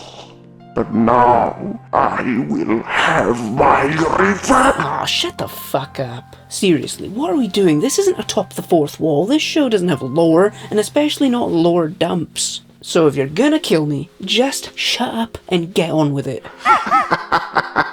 You naive fool. I never wanted to kill you, only to break you. You spoke of your inspirations. Who do you think you are compared to them? Inferior, nothing more than a copycat. Yet another angry critic spewing nonsense into a camera. The only difference is that the rest of the internet has moved on. You're out of touch, chasing the most futile dream ever dreamt. All I want for you is to accept that and unleash your fury. Accept what you are. Another angry game critic. Tell the world how much you hate this game. Avoid Call of Duty's finest hour. It's a piece of shit.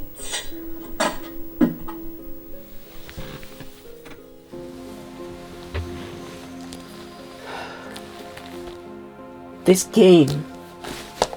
game is terrible.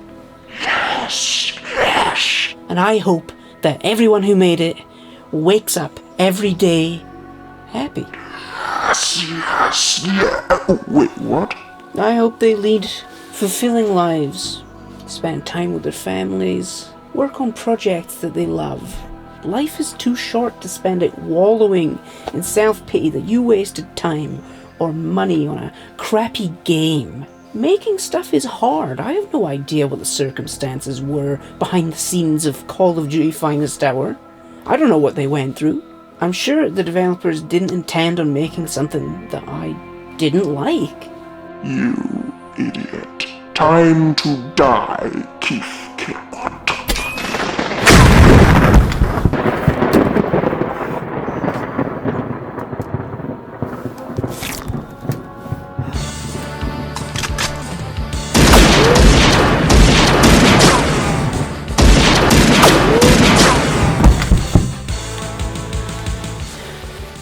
Didn't you hear me the first time?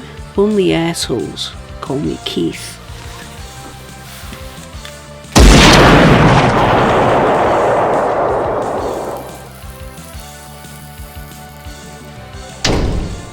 Oh, well, I always knew my suicide assistant would come in handy.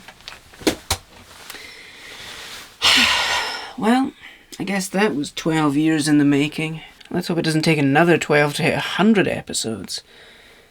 But yeah, I feel really inspired. Like, I could talk about anything. There's so many good games to talk about, and I have tons. I bet I could cover my eyes and pick anything, and it would be a certified classic. You know what? That's exactly what I'm gonna do.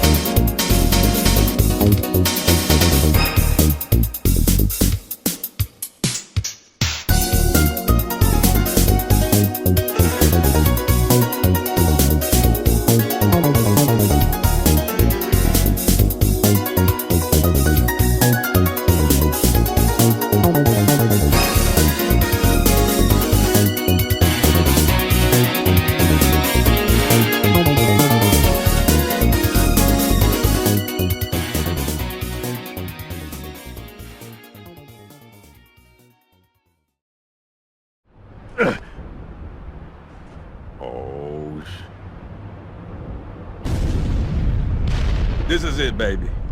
Hold me.